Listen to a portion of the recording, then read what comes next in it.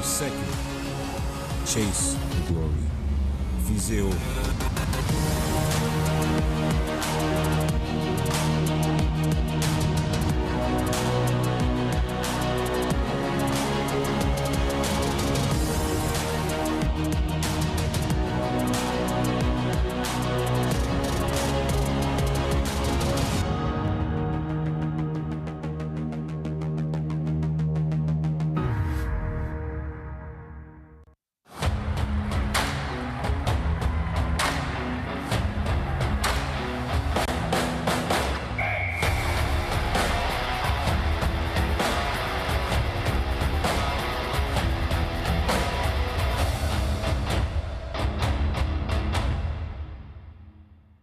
U-Sports on CBC, presented by les championnats U-Sport à Radio-Canada.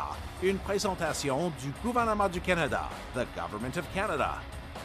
Nike, Fox 40, Barabird Medical Supplies, Les Bag Baron Rings, et par BMO, and by BMO.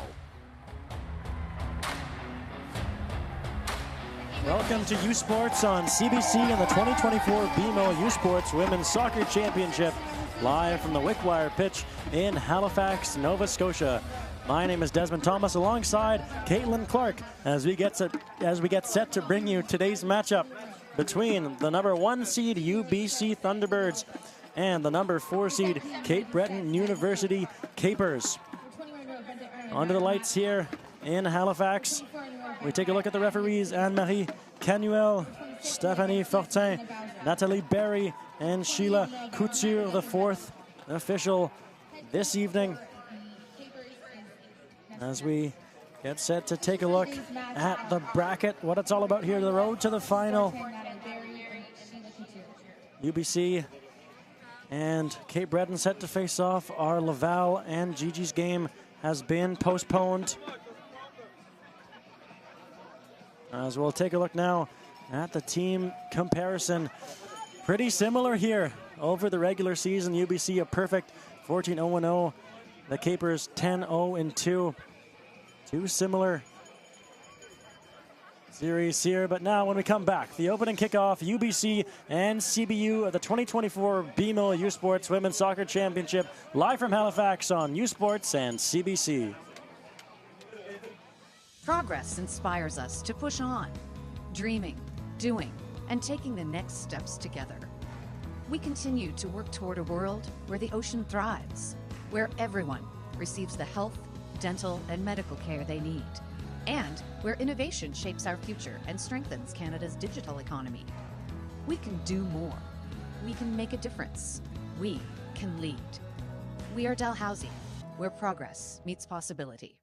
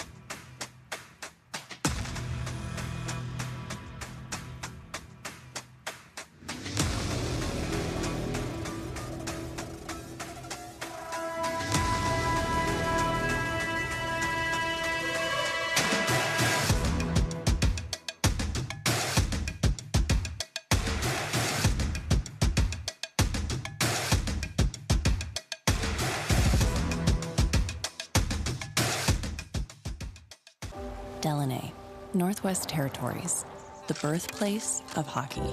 Here, you'll find a community full of history and tradition. A community that Quaker surprised by transforming their arena kitchen into a Quaker breakfast bar. Stocked with our Canadian whole grain oats, it's now a place to gather, to eat, and to celebrate. We're proud to feed the passion for hockey in the place where it all started. Because we believe, no matter where you're from, you've got this. How are your investments doing? That was on purpose. You know that topic always throws me off. Lots of people feel that way. But don't worry, BMO's got advice to spare with any investment guidance and support you need. I need some. And you'll get it with personalized investing recommendations to help you feel confident in your decisions. I'm curious. Do you roll as good as you help? Falling mode. It's yes, by the way. And you're very welcome back, everybody, to the Wickwire pitch in Halifax, Nova Scotia. U Sports on CBC as we get set for the opening kickoff here in Halifax in this championship semifinal game. As we await the whistle and the signal from the referee, starting up front will be Jade Taylor-Ryan as well as Sienna Gibson. And we are underway here in this semifinal. Gibson quickly off the opening kickoff. Over to the far side for Thompson, who brings it back. Claypool at the far side. Gets taken down by Tyre. And that goes out to touch for the first throw-in of the match. So the Thunderbirds, the Canada West champions, a perfect 14-0-0 in the regular season and 3-0-0 in the postseason in the Canada West Championships. And the Cape Breton University Capers, the AUS champions, as they were able to take it over the UNB Reds in the final, a 2-0 victory. And here they are now in these semifinals. The road in this championship hasn't been easy, as they came up against a very impressive side in the Nipissing Lakers yesterday night. The game ended in a 2-2 draw, and then through to penalties it went, and it was a 4-2 win for the Capers. Lancaster in goal came up with a huge save. And now to the near side. Some great speed shown by Nisa Rihal. And that'll go out to touch. It'll be a Capers throw. So the UBC Thunderbirds in blue and the Capers in orange today. So we see a battle for the ball there. And it'll get called back. Looks like that might have been a handball there, perhaps. Just wanted to note that coming into this game, there's one player carrying a card, and that's Aaliyah Rowe, number 12 on CBU. Picked that up yesterday in the game against Nipissing. Yes, the official in that game was, to her credit, she let a lot of what Ali Rowe slide off her back, as that's up into the 18-yard box. And that heads out. Rihal can't knock it down. Who draws into the lineup? And Ali Rowe, yes, for dissent, she got that yellow card. But we'll have the first corner of the game coming up. The starting lineup: Dakota Beckett in goal, Josie Claypool, Holly Whalen, Sophia Ferreira, Jade Taylor-Ryan, Sarah Rollins, Ella Sunday, Jada Thompson, Jacqueline Tyre, and Sienna Gibson. Flick to the back post, and a big shot there. Oh, that should have definitely been a call, I think, as Lancaster was shoved down, was able to make the save. Excellent work for Lancaster, who needs a second to catch her breath here. And they're going to give it to her, as they should.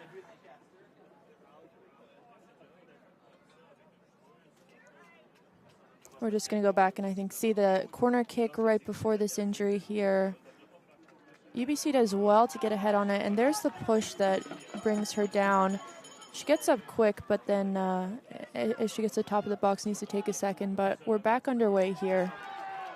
Oh, that's a long punt from Lancaster, but back the other way. Here come the Thunderbirds. Thompson surging up the far flank against LeBlanc. Thompson cutting back with the ball. LeBlanc staying with her, and that's a beautiful challenge defended in the 18-yard box. LeBlanc. And stepping up on the play there was Ferreira. Ferreira crossed into the box, or she tried to, and that was deflected away by DeCipio. And we'll take a look here at the starters for Cape Breton. Ellie Lancaster in goal, Grace Hannaford, Lauren Rowe, Allie Wilton, and Allie Rowe up front for the Capers. Ellie Clark, Maddie Hatfield, Leah DeCipio, McKenna Bowser, and to the back post.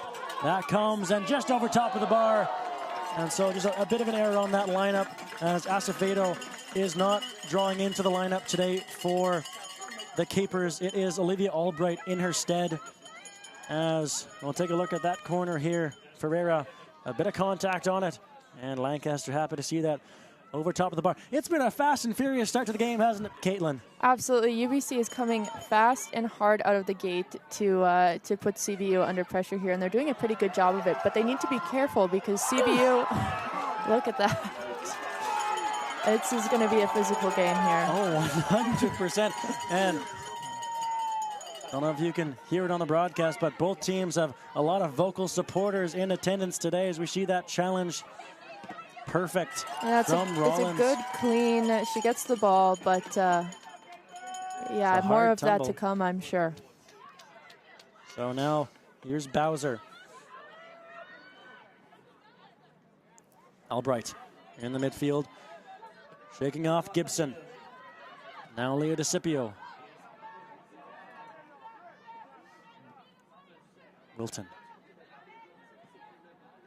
Now LeBlanc. And now it's Hannaford zipping that into the top of the 18-yard box. And Allie Rowe is able to send that away.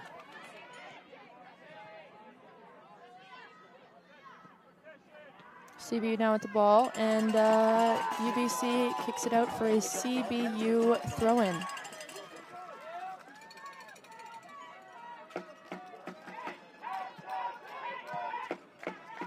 And that goes off of Bowser and out to touch. Now on the ball is Sunday. Headed away again. This is a quick start to the game, and a lot of that energy, I think, has to be coming from the crowd here. They're really loud, really vocal for both teams here. CBU obviously being a little closer to home, so got a few more supporters, but... Allie Rowe tripped up by the ball. Rehal trying to advance that. It's back with Allie Rowe now, and now Leah DeCipio on the near side. Leah DeCipio cutting back to the middle, trying to zip that through for Wilton. Wilton watched by Dennehy. And now back to Bowser. Bowser, a long ball into the 6-yard box. And at the top of it, Dakota Beckett will come to claim the ball.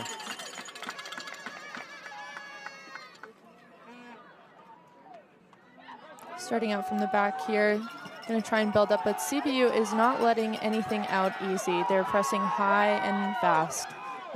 This is a really quick game to start off. Yeah, CBU taking a page out of the book of the Thunderbirds as they had an excellent start to the game. We're not even 10 minutes through the first half. You can feel the energy surging from the crowd right now. Absolutely. The players are definitely feeding off of it. I mean, I feel like we're feeding off of it too. This is exciting.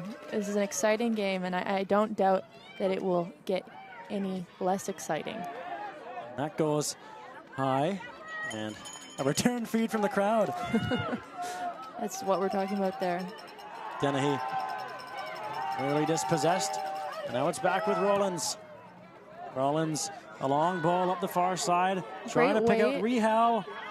And there might be a touch. No, that's for the keeper. Out for a goal kick, but another great battle along the touchline. As we take a look there at Nisa Rehal, 5 goals, 4 assists, 9 points in the regular season. Still waiting to get on the board here in these playoffs. Knocked forward by Dennehy.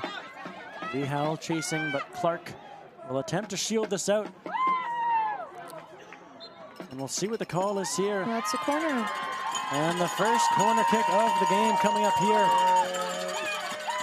Or the third, I should say. Yeah. There were 2 on the far side. The first on this side. The first on this side for sure. Under 10 minutes still in this game. A lot of action. We're still 0-0. Dennehy will step up to take this corner kick. Right-footed. This will swing away from goal. Dennehy to the back post. Climbing up to try to get contact on it was Ferreira, and the attack still alive. They might have a second go at this, but they have to watch their offsides. Oh, a lot of players in offside positions there.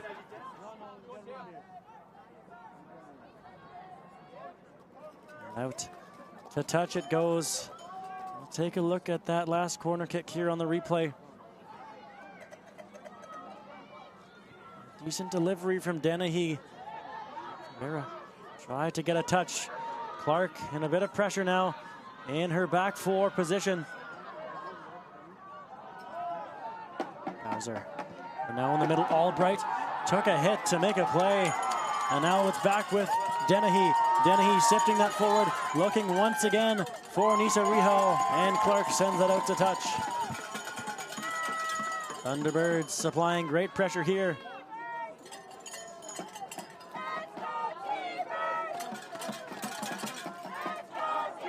Now Sunday. Crossed the top of the 18-yard box. Nobody there in a blue shirt to connect with the ball, and it's cleared away. Right back into the fray it goes, and Clark swats it out to center. Lauren Rowe collides there with Tyre. And then UBC not risking it by going back there. They just want to get it forward. Lauren Rowe, she has so much strength on and off the ball, and she wins it back for Ali Wilton. Ali Wilton cutting back, trying to gain some room for herself, and she does, away from Gibson. Wilton now to the far flank. And the ball gets intercepted by Claypool. LeBlanc still with the ball, though. There's Hannaford. Back to LeBlanc. Some great one-touch passing there by the Capers. They're still trapped along the far touchline, though. Hannaford. And a good step up there from Ferreira.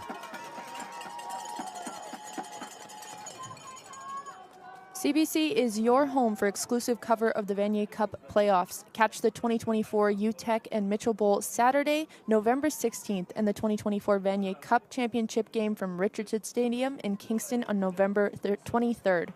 The kickoff is 1 p.m. on CBC Television, CBC Gem, and cbcsports.ca. U Sports on CBC, where champions are made.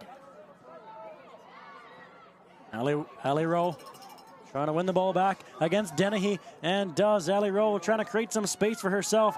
Coming over is Claypool, and Ali Rowe hits the deck. No indication from the referee, but now we do. And it'll be Ali Rowe. The bench was not happy with that decision. Looks like the ref had given a bit of an advantage there, and when they called it back, the bench was pretty upset with that. That ball's given away, though. Jade Taylor-Ryan sifting that through. Now to Rihal. Oh, what a move. Puts on her right. And into the awaiting arms of Ellie Lancaster. We'll take a look at it here. Lancaster seems to be okay after that initial shove she got at the beginning of the match. Rihal, what a move there to create space for herself and to get a shooting lane through. Ali Rowe testing Dakota Beckett from distance. End-to-end action here. Ali Rowe is definitely someone to look out for on CBU. She has 77 career goals. She's the all-time leading AUS goal scorer on the men's and women's side. She's a 3-time AUS MVP, first-time All-Star 5 times, and a U Sports All-Canadian 3 times. She's definitely who UBC is looking out for today. Unbelievable. And here is the aforementioned Ali Rowe. Got that to Wilton. Wilton surveying her options now. Sifts the ball through, looking for Lauren Rowe. That's taken away by the Thunderbirds. Rollins. Over to the far side for Dennehy. Thompson. Now Jade Taylor-Ryan. Tyre now. Oh, Thompson knocked down. No call there. Ali Rowe knocks that ball up high into the air. Backtracking is Tyre. Tyre up the far side of the pitch, and that'll fall well for Thompson, who catches up to it, but catching up to her is LeBlanc, and she shields it out to touch. What do you got to say about that, Caitlin? Well, that was beautifully defended. The UBC player may have just taken a bit of a heavy touch, but that is kind of what you do on those things. So CBU did well to get in between her and the ball, because if she would have gotten a foot on that, it could have been real dangerous for UBC. Look at those wheels by Becca LeBlanc. And then at the end of it all, able to shield off Jada Thompson, giving her no option towards the ball. First contact as we're back underway from Gibson, and then Ali Rowe climbs high, and that ball will go out to touch. UBC throw here, and they connect, but it goes out, so it's up to CBU to see what they can do with this now. A little deep in their end, but if they can connect, they should be able to make something of this. Kenna Bowser into the middle of the pitch. And that's flicked on by Taylor Ryan. Rihal. We've seen that move before. We have, definitely. But that time, McKenna Bowser got the better of Rihal. Out to touch for a throw-in. Sunday got it back from Rihal, a bouncing ball. Bowser sends that out to touch. Another throw-in coming up here for the Thunderbirds.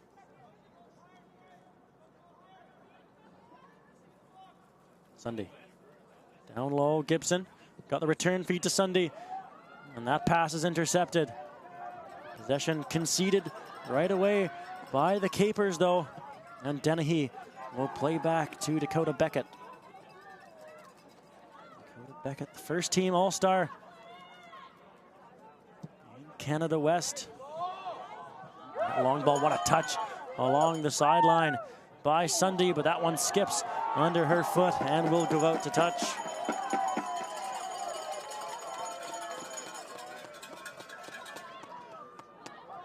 Quickly back underway, Albright. Back to Hatfield, and now to Hannaford. Hannaford getting watched closely, cutting back to the middle, great challenge there. And now Claypool, an excellent early challenge there by Ferreira, who has the ball now. A long ball up the far side, connects with Gibson, and then an outside of the boot play to find Thompson. Thompson, but the play is offside. That had to be a close one there on the offside. I'm sure we'll be able to take a look at it here in a couple moments, but we're no strangers to offside. I won't keep beating that drum, but... Well, I mean, it's worth mentioning because it was quite an extraordinary feat. Quite a few offsides that Dow managed to draw earlier today. Unfortunately, they did end up losing that game. Ball from Hatfield is knocked down. Oh, what a move from Gibson, who's been all over the play recently. Rihal watched by Bowser and swung to the far side for Taylor Ryan. Go out to touch. Sunday will take the throw in. Oh, lovely touch from Rihal, and great skill to get away from Lauren Rowe. Split the defenders, but that was taken away by Bowser. Gibson steals. Gibson to the top of the 18-yard box, swung wide now. Jade Taylor Ryan tried to center it. Hatfield got in the way, and then a second chance skips weakly towards Ellie Lancaster. She just didn't quite connect with that, I think, the way she wanted to. She is the leading goal scorer on UBC, so not bad to try and find her up there. Once she gets good connection with it, it will be dangerous. That ball high in the air. Ali Rowe connects with it, and we have a caper down in the midfield. Lauren Rowe still down right now.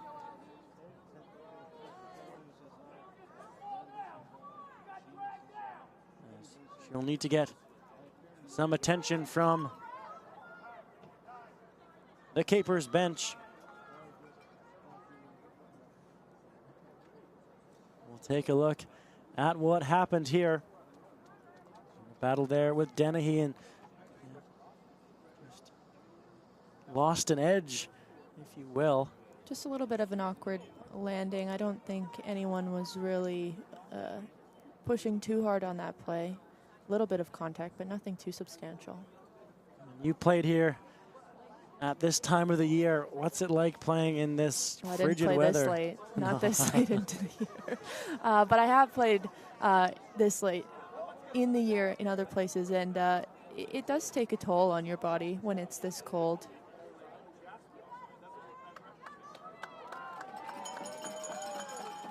The best outdoor racers in Canada are in Kelowna, BC this weekend for the 2024 U Sports Cross Country Championships.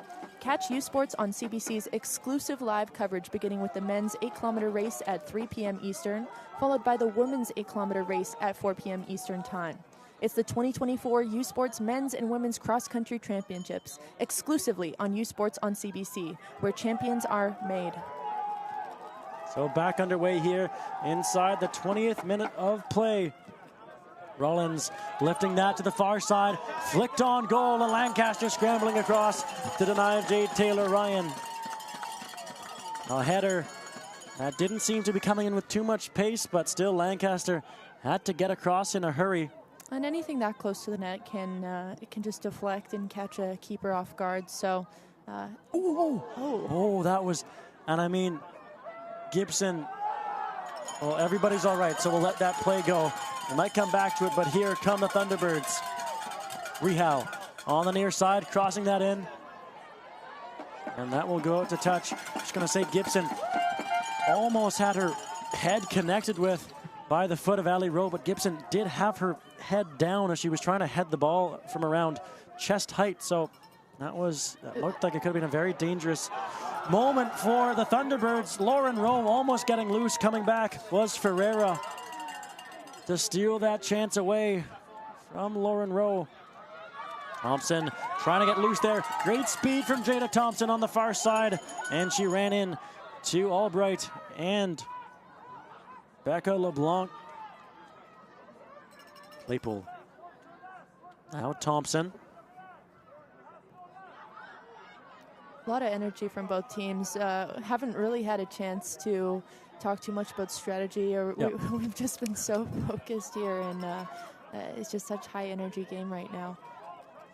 And it's Gibson. She'll reset. Tyre. Now Thompson trying to feed that through, looking to connect. It'll fall in the middle for Claypool, and that deflects away and out for another corner. So what's the strategy here for the Thunderbirds? Now I believe their fourth corner of the game. Fourth corner. I mean, their corners have honestly been pretty dangerous so far, especially on that first one where she had to go down and grab the ball. So I don't know if we have to change much up. It looks like they're not trying a short corner. They're just throwing it in, and I mean, they know what works for them. Dennehy, a dangerous look. It's spilled by Lancaster and cleared out by Rowe. Sent right back in by Tyre, though, now at the top of the 18-yard box. A volley attempt, and that goes high up into the air. Still loose, Claypool trying to get it, and Hannaford went down to block the shot. Caitlin and Clark now on the far side. The pressure still going here for the Thunderbirds. Thompson cutting back. Fires on goal! Oh, Thompson just missed! What a look for Jada Thompson. Had Lancaster scrambling to the far side. What action here in Halifax. Thompson. And look at those moves on Becca LeBlanc. Great footwork and just a little bit of a late run. I don't know if she could have got there any quicker. Hard to anticipate where that ball's going to be. Look at that speed, though, from Thompson. The acceleration is unbelievable. If there's one thing we can say about this game, it is fast. But if we look at the shots, it's 5-1 for UBC right now. A bit of an edge on the Capers. They're going to have to get it out of their end and start threatening the net. One thing to note about Cape Breton and UBC is that Cape Breton... Look out here. Oh, Lauren Rowe. Sorry, Caitlin, as you were saying. Just that Cape Breton relies pretty heavily on Aaliyah Rowe. Hannaford and Wilton are their 2 and 3 number scorers. But if you look at them compared to UBC, UBC has a better distribution of their scores. So as far as pregame talks go, maybe a little easier to shut down Cape Breton. Excellent job by Dakota Beckett to come out and claim that ball. Hasn't had too much to do here in the last 10 or so minutes of the game, as it's been all Thunderbirds here. I guess ask and you shall receive. We asked Yes. for a little bit. Rollins now up to Dennehy. Dennehy now to the near side. Rehal. Taylor Ryan. Trying to get the return feed from Rehal, and it works out. Sunday trying to cross that into the box. It'll flick wide to the top for Gibson, who gets spilled. No indication from the referee. We play to the whistle, ladies and gentlemen. And coming back the other way are the Capers. Back at center. Ali Rowe, she gets knocked down. Oh, are you kidding me? Are you kidding me? I don't know if I agree with that one. We'll play on here, but we'll come back to that, Caitlin, because that looked on the initial chance to be a surefire foul, but now here's Jada Thompson. Great moves into the box, cleared away by Hatfield and out for a corner. We're going to take a look at those, what could have been calls by the ref. Is this one right here? First one here on Gibson. That could go maybe either way. The ball was in the vicinity. It's the next one with Aaliyah that is a bit more shocking to me right here. That's a shoulder to the shove, back. Yes. Yeah. Nonetheless, it's a corner here for the Thunderbirds, and Dennehy will take it. I mean, surely if they take enough corners, they're going to get one in eventually. You heard it here, folks. Dennehy to the middle of the fray, headed away as Lancaster's down.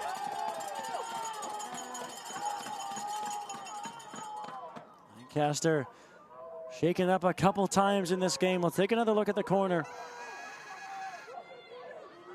Dennehy with an excellent cross. And Claypool all over Lancaster, but still no call from the official. And we'll do it all over here. It is interesting that UBC is really just taking the same strategy on these. Dennehy, first contact, it's spilled. Oh, there was Lancaster! A great save to get down on her goal line and keep it at a 0-0 draw. Lancaster unfazed by the non-calls and the contact in the 6-yard box. Dennehy, a floating ball right to the top of the 6. Contact on it from Claypool, from Ferreira rather. And Lancaster, the biggest save of the night. Hannaford battling for the ball on the far side against Claypool.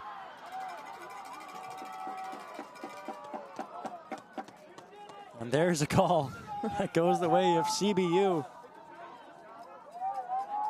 Wild ride as we enter the 28th minute of play. Here is Madeline Hatfield. Hatfield, a long ball to the top of the 18. Ali Rowe got contact to it. And Ali Rowe is going to be called for the foul. Well, I guess we're happy to be calling things now. And what's this all about here? A little talking to from the referee. And back underway here thanks to Dakota Beckett. Look at the hustle from Lauren Rowe on the far side, and it's turned over. Lauren Rowe down on the deck. Everybody on the Cape Breton bench rises up in protest. And again, we'll play on up the far side. Here come the Thunderbirds, and that'll be a foul there on Albright. And there, we're going to get a call on the far side. And this match is really out of control here. And some of the blame does have to go to the person in yellow right now. There's been a whole lot of non-calls. Certainly. And it is a foul, 100% Albright. But when you let that go at the beginning of the game, it kind of gives the team's agency to keep that up. So I think 100%. those two non-calls on CBU, the first one a little questionable, but certainly the one on Aaliyah, it's not, these teams were already, wound up. Yes, that's a great way to put it. A little wound up, yeah. So the Capers fans in attendance trying to urge on their squad as they feel that they've been given the short end of the stick here. Dennehy will get us back underway with the free kick. Huge crowd in attendance tonight. Dennehy with the service, and it gets knocked away. Great header. a great header out. Dennehy still with it, floats it into the top of the 18-yard box, and Bowser knocks it away. Rollins will send it to the far side, and a one-time volley will find the safety of the touchline.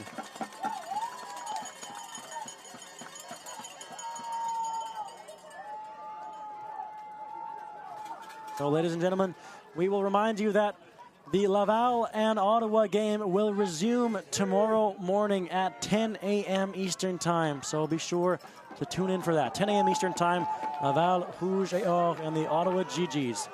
The game will resume play. Now flicked over the top, and Rollins sends it back. Here is Ali Rowe. Dennehy all over her. Ali Rowe getting away from danger. Albright plays it back to Hatfield. Now LeBlanc. Under heavy pressure there as the Thunderbirds holding a very high line as they feel that the Capers are back on their heels a little bit. Especially when you compare this with the last game we just watched. The amount of players that UBC has forward, they're not giving CBU any reprieve on the back line. Jada Thompson now into the 18-yard box. Thompson with a blast. And Lancaster gobbles it up. Half an hour gone here in this game. And the shots really tell a story. 8-1 in favor of UBC. Lancaster gets rid of the ball. Oh, Lauren Rowe nearly able to bring that down.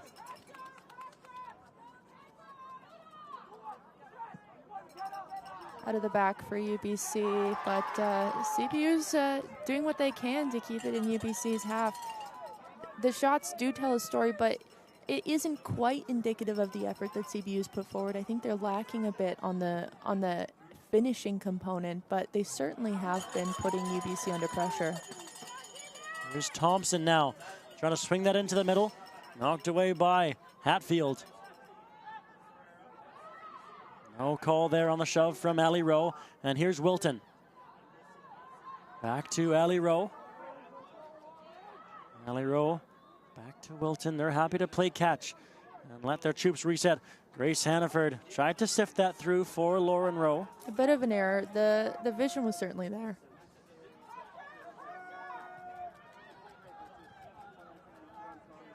Rollins. A bit more collected on behalf of UBC right now. And now they play the long ball. Looking for Thompson again. Taylor Ryan. Now LeBlanc sends it up the far side, but possession conceded again by the Capers. And it's back with Jada Thompson. Taylor Ryan. Now LeBlanc. Ali Rowe now dispossessed in the midfield, and the Thunderbirds try to play the ball forward, but it's too far for Thompson. If that was in the first couple of minutes, I could have seen them sprinting for it. But now that we're in the 32nd minute, the teams are a little bit more tired, and it's starting to show. I think that's why we're starting to see a bit more passing around, a bit more collection. I don't know if you can hear, but the UBC fans are quite loud. As are the CBU fans echoing with boos. Absolutely. Well, it's been a spirited tilt here this evening in Halifax at the Wickwire pitch. Desmond Thomas joined here by Caitlin Clark. No, not that Caitlin Clark. No, not that one. 33 minutes gone. Somehow still 0-0 in this match. And it's Rollins now. Rollins a long ball up. This is Taylor Ryan. LeBlanc can't settle it. And it's sent forward by Madison Hatfield. Now here's Jada Thompson. In the midfield, Wilton trying to gain control of the ball. Grace Hannaford does. And calmly tried to find Albright, but Dennehy was there and read the play to perfection. Gibson now. Reset. Lauren Rowe hunting down the ball. Tyre pushing up the field. Ferreira. Great delivery. A nice ball. Oh, that's flicked on. Look out here. Oh, it's spilled by Lancaster initially and a second time, and now she will cover it up and hold on. Nisa Rihal lurking in the vicinity. Lancaster seems to be laboring a little bit. Here's that again. Seems like Rihal just loses it for a second. She's a little confused. Lancaster there, and if she would have had eyes on that, it might have been a great opportunity for her. back underway here. Up the far side again. They're trying to isolate Jada Thompson, and she has the ball now. A bit of a heavy touch, and out comes Lancaster. And thank you very much, Jada Thompson, for jumping up and over top of the outstretched goalkeeper. And now up the far sideline. Here come the keepers into the midfield for Hannaford. Back over for Wilton.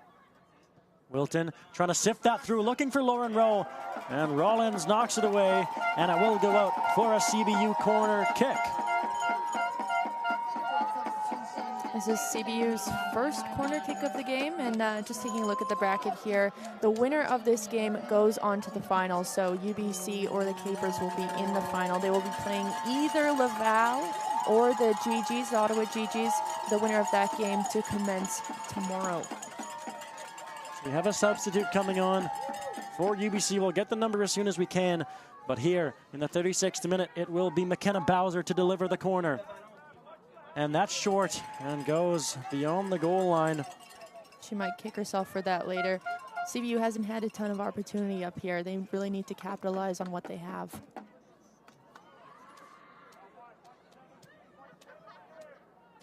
Now into the middle. Claypool up the far side. Really Dorkson favoring this left side, UBC. Haven't seen a whole lot down the right side. So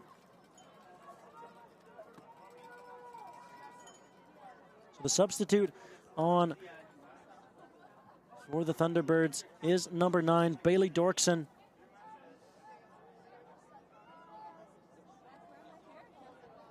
Bailey Dorkson, 8 goals, 5 assists in the regular season for the UBC Thunderbirds. Now we'll see what she can do on that far flank, occupying the position that Jada Thompson did so well. But after 35 minutes of sprinting, Jada Thompson definitely earns a rest. Yeah, and Dirksen was a Canada West first team All-Star, so the fact that they're going onto their bench to grab a first team All-Star is pretty impressive and just speaks to the veracity of this team. Ali Rowe, great turn there with the ball, trying to sift that through to the far side for Lauren Rowe. And the indication is a corner kick from the lines official on the far side. The referee's decision overturned. It will be a second corner in a row for CBU. Well, we'll see if they learned their lesson from the first one. Keep it in the field. It will be Bowser to take it again. If she takes your advice. McKenna Bowser, left-footed, look to swing this one in.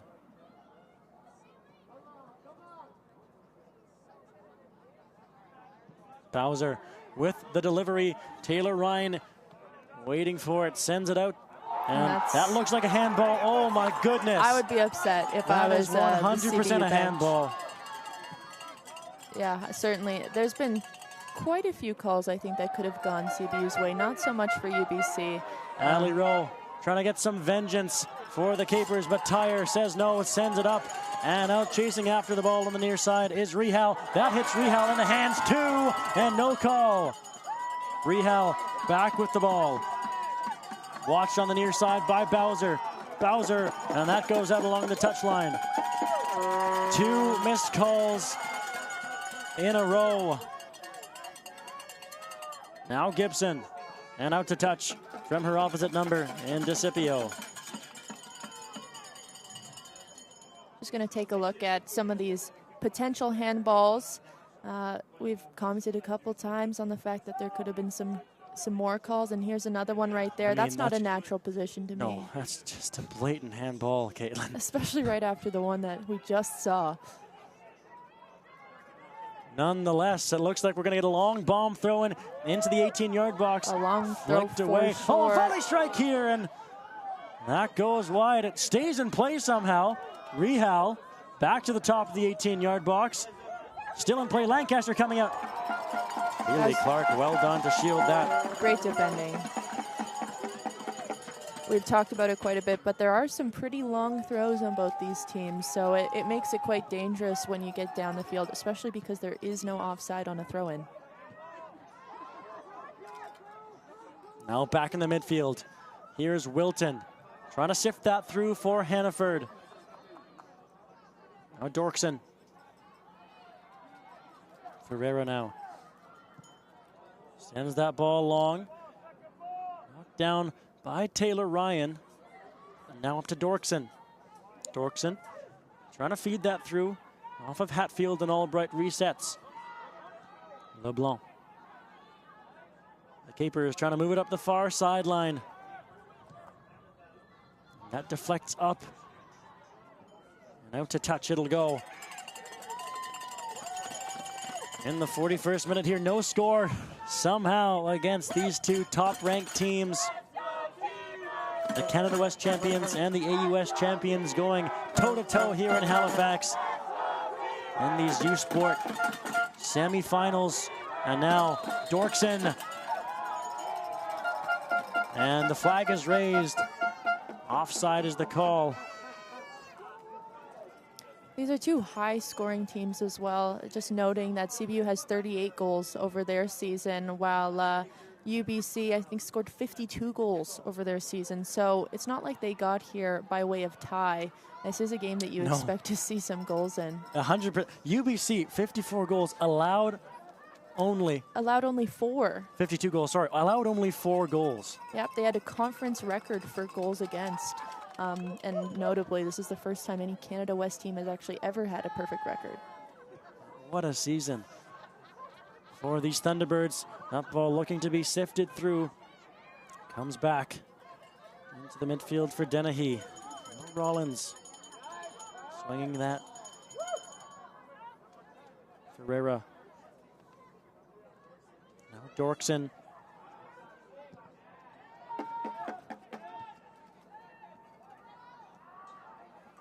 Allie Rowe in the midfield. Got it to Grace Hannaford. Now DeCipio. The keeper's trying to build up something here. DeCipio swung to the far side. Wilton saves the play. But there was Ferreira to knock it away. Dorkson now. Watched by Becca LeBlanc. Nice Couple of move fakes. there. Swung through, looking for Gibson. Clark there knocks it out. Stays in the field of play though. Dorkson once again looking to cross it in. And that's a goal kick. Yes, excellent work by Becca LeBlanc. Shielding that ball out beyond the goal line. Just around 3 minutes left in this half of this semifinal. Just a reminder that the clock you see on your screen isn't the official time clock. That is controlled by the fourth official, DeCipio. Dennehy tried to bring it down. DeCipio now up along the touchline, centers that for Albright. Albright now to the far side, looking for Lauren Rowe to try to catch up to. Ferreira's there and is able to send it out to touch.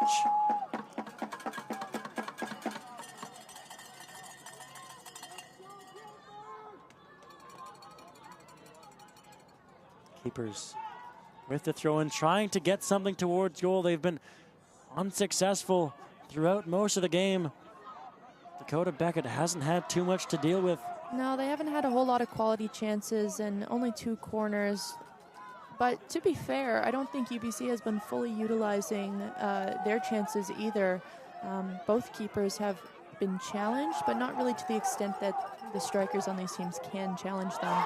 Oh, Rehal, what a move there. Away from Clark, and then play through for Gibson. Gibson watched by Bowser, and then Hatfield comes across, and it goes out for another corner.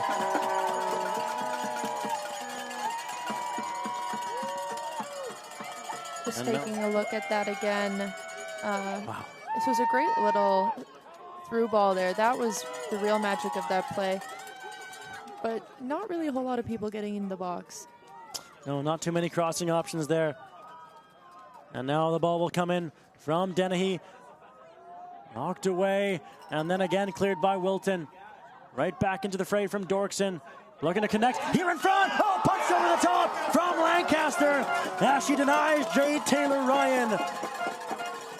Ellie Lancaster showing her stripes here in the first half.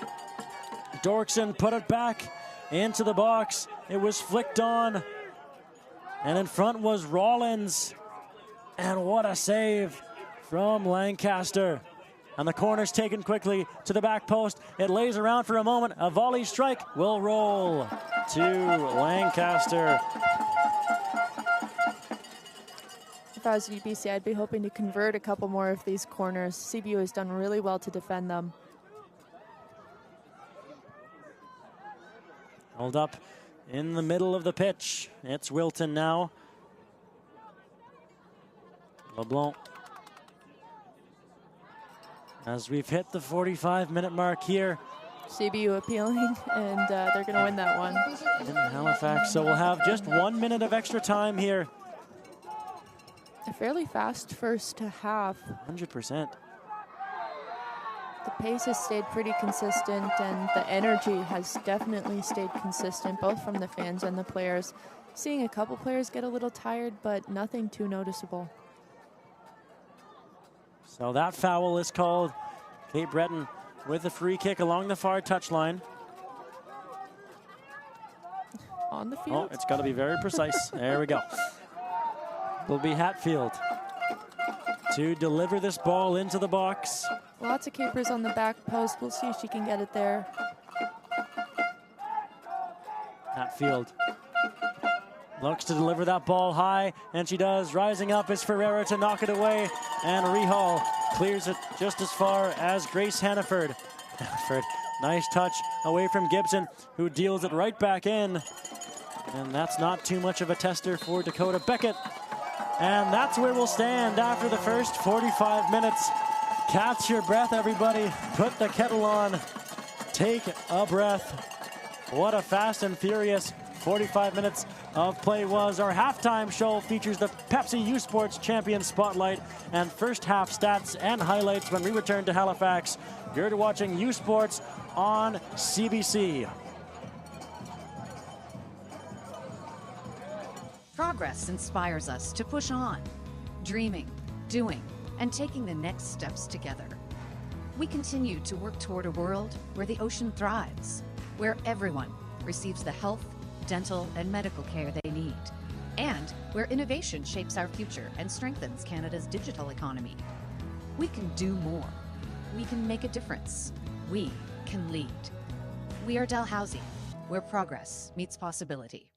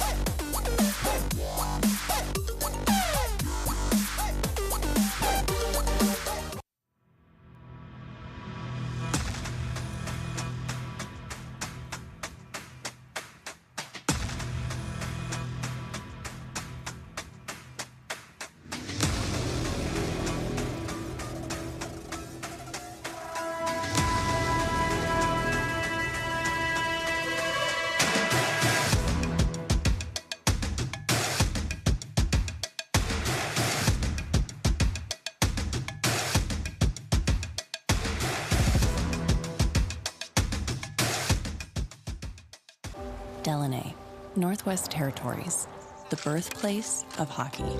Here, you'll find a community full of history and tradition.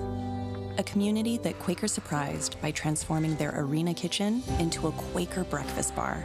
Stocked with our Canadian whole grain oats, it's now a place to gather, to eat, and to celebrate. We're proud to feed the passion for hockey in the place where it all started. Because we believe no matter where you're from, you've got this. How are your investments doing? That was on purpose. You know that topic always throws me off. Lots of people feel that way. But don't worry, BMO's got advice to spare with any investment guidance and support you need. I need some. And you'll get it with personalized investing recommendations to help you feel confident in your decisions. I'm curious. Do you roll as good as you help? Falling mode. It's yes, by the way. And you're very welcome back, everybody, to the Wickwire pitch in Halifax, Nova Scotia, where after a fast and furious 45 minutes of play, it's the UBC and CBU teams tied at 0. Earlier this fall, U Sports and PepsiCo Foods Canada announced an innovative partnership, making a significant step towards supporting the career development of student athletes and positively impacting the future of Canadian university sport. They're proud to bring you the PepsiCo Food Canada U Sports Champion Spotlight. Queen's University football standout Ian St. Arnaud talks about his family connection to university sport and his record-setting kick returns for touchdowns.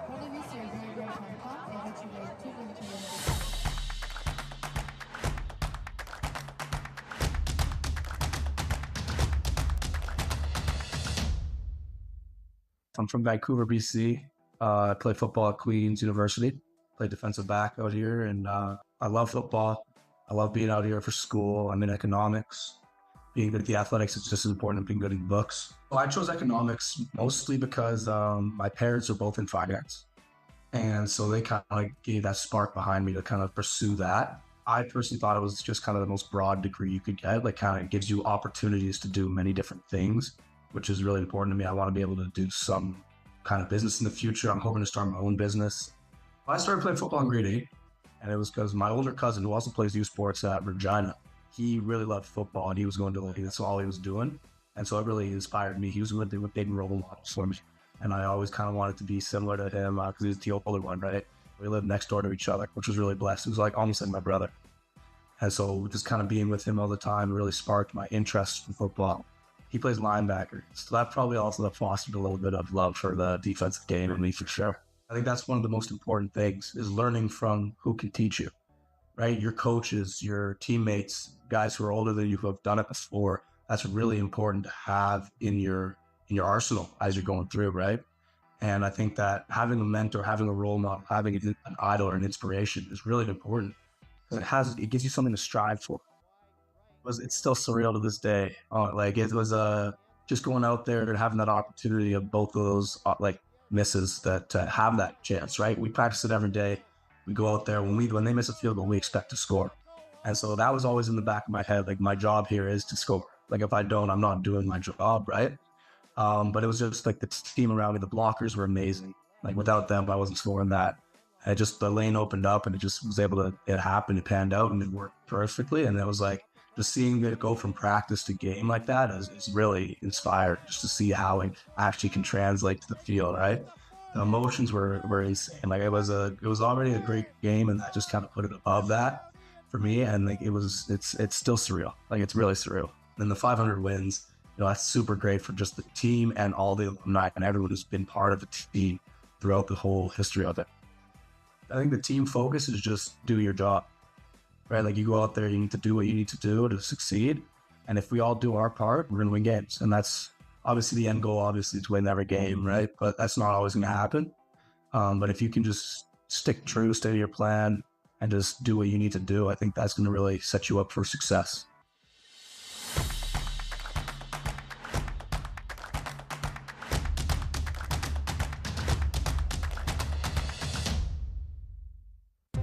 Where exceptional student athletes are born, where records are broken, where great plays are made, where school colors ignite passion, where champions prevail, where tradition is celebrated, Ontario University Athletics.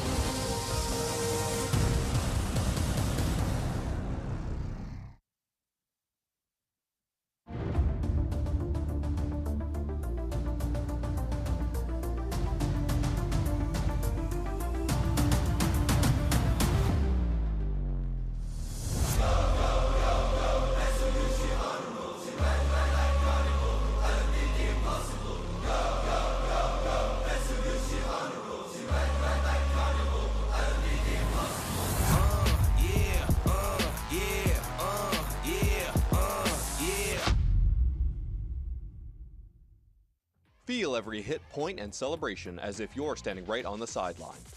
Our passionate team unlocks a world of possibilities with digital broadcasting made simple, bringing heart-pounding action directly to millions of fans. Proudly Canadian, ISI Live, be there.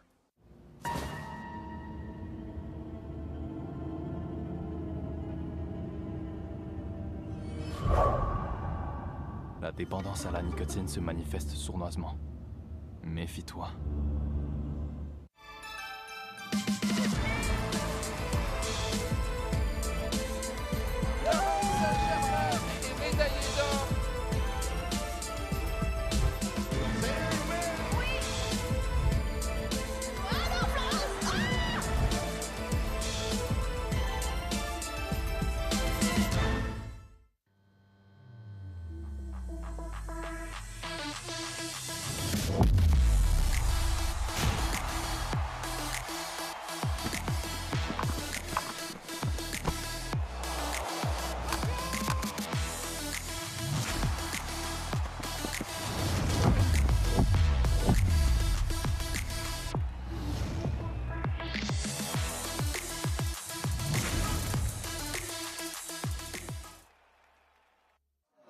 And welcome back, everybody, to the Wickwire pitch in Halifax, Nova Scotia, where after a electrifying 45 minutes of play, it's the Capers and the Thunderbirds knotted in a 0-0 draw.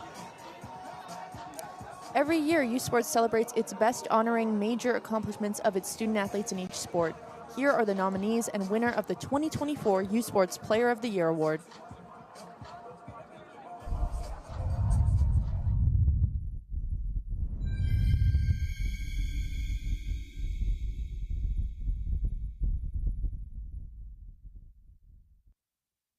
The nominees for the Chantal Navert Award as the 2024 U Sports Women's Soccer Outstanding Player of the Year are, en nomination pour le prix Chantal Navert décerné à l'athlète par excellence de l'année 2024 en soccer féminin U-Sport, du sport universitaire de l'Atlantique, from the AUS, Aaliyah Rowe, Université du Cap-Breton, Cape Breton University, du réseau du sport étudiant du Québec, from the RSEQ, Chloé Renaud, Université McGill, McGill University, des sports universitaires de l'Ontario, from the OUA, Cassandra Provost, Université d'Ottawa University, et de l'Association Ouest Canadienne, from Canada West, Ruby Nicholas, Université de Victoria, University of Victoria. La lauréate du prix Chantal Navert pour l'athlète par excellence de l'année en soccer féminin U-Sport est, the winner of the Chantal Navert Award as U-Sport's Outstanding Player of the Year in Women's Soccer is, Aaliyah Rowe, Université du Cap-Breton, Cape Breton University.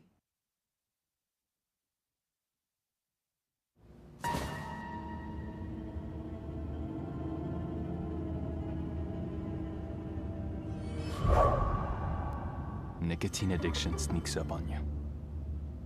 Beware.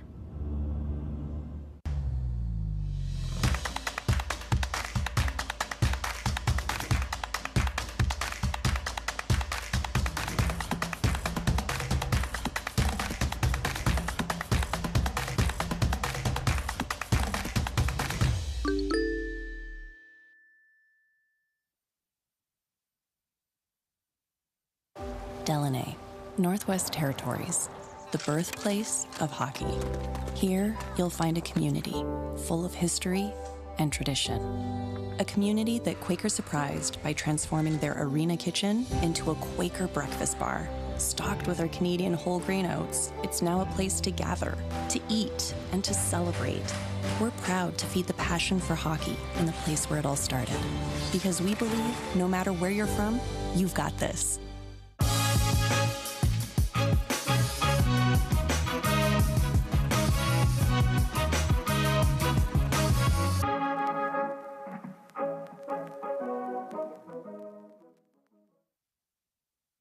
All the goals. That is a worldie! All the drama. That is absolute chaos! It all leads to this. Are you kidding me? The Canadian Premier League Final, Saturday at 3 Eastern. How are your investments doing? That was on purpose. You know that topic always throws me off. Lots of people feel that way. But don't worry, BMO's got advice to spare with any investment guidance and support you need. I need some. And you'll get it with personalized investing recommendations to help you feel confident in your decisions. I'm curious. Do you roll as good as you help? Bowling mode. It's yes, by the way. And you're very welcome back, everybody, to the Wickwire Field in Halifax, Nova Scotia, where after 45 minutes of play, it's the Capers and the Thunderbirds knotted in a 0-0 draw. We'll take a look at some of the stats from the first half. We'll take a look at the shot attempts there. 10-1 in favor of UBC. The shots on goal, 6-1 UBC. The corners also in favor of UBC. And, well, the fouls, that's an interesting one for us.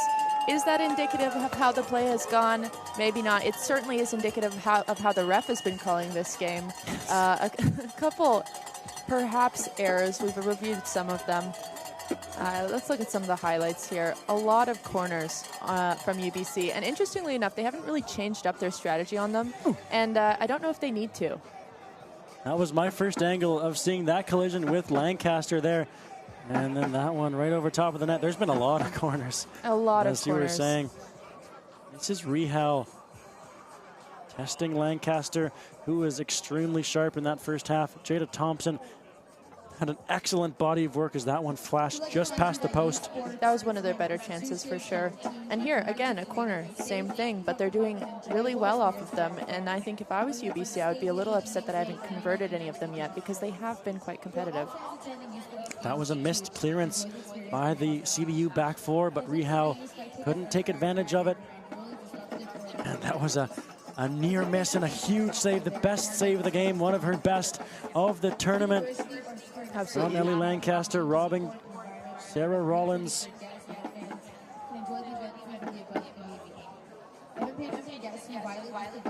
We'll take a look at the bracket here. Yep, just to remind everyone, the winner of this game goes to the gold medal game of the Women's 2024 Championship. They will be playing either Laval or the GGs, depending on who wins that game, which happens tomorrow. So a lot of on the line for these two teams, 0-0 at the half. It'll be really interesting to see how they come out after having had their team talks, after having talked. UBC obviously a bit more dominant in the first half, but again, the scoreline 0-0, so it could go either way here. Yeah. After the halftime in the game we broadcasted about an hour and a half ago, Laval, after they came out of the huddle, out of the dressing room, they had a whole new wind in them and were really pressing the GGs. That game postponed until tomorrow, 10 a.m. Eastern start. As we take a look here at the Capers for a game that is 0-0 at the halftime, arguably one of the best games that has been played at these playoffs. It was basically end-to-end action right from the very beginning, and it was all really the Thunderbirds who set that precedent and got us going in the game. And it's certainly not surprising, CBU again being the AUS champs and UBC being the Canada West champs. Both teams have very pristine records, but of course we have to talk about UBC, who has a perfect season. I said it before, I'll say it again. It's the first time a Canada West team has had a perfect record all the way through postseason as well. So 14-0 in their regular season, top of Pacific Division, 52 goals over their 14 games. It is quite impressive. I really don't have much more to say about that. That's really all you can say. It's unbelievable when you look at the goals for and the goals against, only allowing 4 goals against 11 clean sheets for these Thunderbirds. Yeah, and another thing to note was just that their top goal scorers are pretty distributed. Taylor Ryan, number 13, she had 13 goals. Whelan with 9, Dirksen with 8. Contrast that with CBU, Aaliyah Rowe having 21 goals. She's definitely carrying the team in goals, but that's not to say Hannaford Wilton with 8 and 3 respectively. So it'll be really interesting to see how these teams utilize those goal scorers in this half. So the Capers in orange and the Thunderbirds in blue, and we're underway here. Quickly picked off by the Thunderbirds, starting right where they left off. But the Capers able to recover and get the ball right back. Claypool, Ali Rowe, and now Claypool. Over to the far side, Taylor Ryan. Now swinging that, jumping up on the play was Bowser. Excellent work from McKenna Bowser there. Now is Dennehy. Up to Rehal, surging up the far flank. Watched by Bowser. Rehal into the 18-yard box. Hit a body, I believe, Hatfield. And that's cleared to the sideline. Kept in play by DeCipio.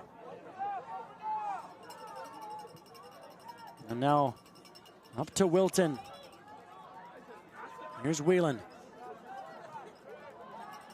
In the midfield, drops it back to Tyre. Now here's Ferreira. Thompson back into the fray here. Gets a knock There's there. A great chance and here. Crossed into the box and cleared away in front. Danger not evaded yet. Thompson flicks it back. Lauren Rowe, a heavy challenge there. And there's no contact with the ball there. I'm happy we got a call on this one, because if we would have let that go, who knows what would have happened in the game afterwards. As we take a look at Thompson, also a bit of contact there from Hatfield, and in a perfect position was Olivia Albright. But yes, that challenge on Lauren Rowe, certainly a foul. Oh, Ali Rowe climbs up and heads that forward. Lauren Rowe down in the box. Nothing there, though. Excellent work from Ali Rowe to pick out Lauren Rowe. Heavy touch from Thompson, who draws back into the game in the second half. Becca LeBlanc, a lovely fake there. Away from Sunday. And that pass is picked off by Claypool. Not over. Just as quickly taken back. Lauren Rowe, now the attack still alive for That's CBU. Crossed into the box. And DeCipio couldn't connect. Dakota Beckett. And now all the way back to Bowser, and now Ellie Lancaster. Starting right where we left off from the first half into the second. Yeah, if anything, I'd say CBU is a bit stronger coming into this second half as well. Couple better chances, but all over even, and the same energy we saw in the first half is still here. So these teams are not ready to let up. They know what's on the line. They know that there's a gold medal coming. Jay Taylor Ryan trying to sift that through. Great job to pick it off from Albright. Excellent defending at the back, and now Lauren Rowe tries to come back the other way for CBU. Hannaford attempting to sift that along. It was intercepted easily.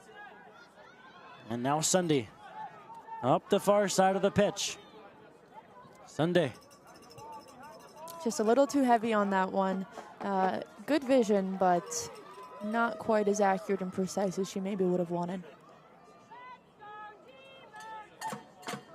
48.5 minutes gone here in this semifinal contest. CBU, UBC, knotted at 0. That ball will find the touchline on the far side of the pitch. Throw in from CBU. Little touch on by UBC, and now Dennehy to the near side, and Ferreira watched by Lauren Rowe, and that deflects off of Lauren Rowe. That's a touch, and it'll be a throw in for the Thunderbirds. Ferreira looks like. Now it heads out to touch as well. It'll be a throw in deep in their own defending half. Or the Capers, LeBlanc, Hannaford. Bit of ping pong action with the ball here. Ferreira. As the Capers pinned for the moment in their defending third. Lifted away.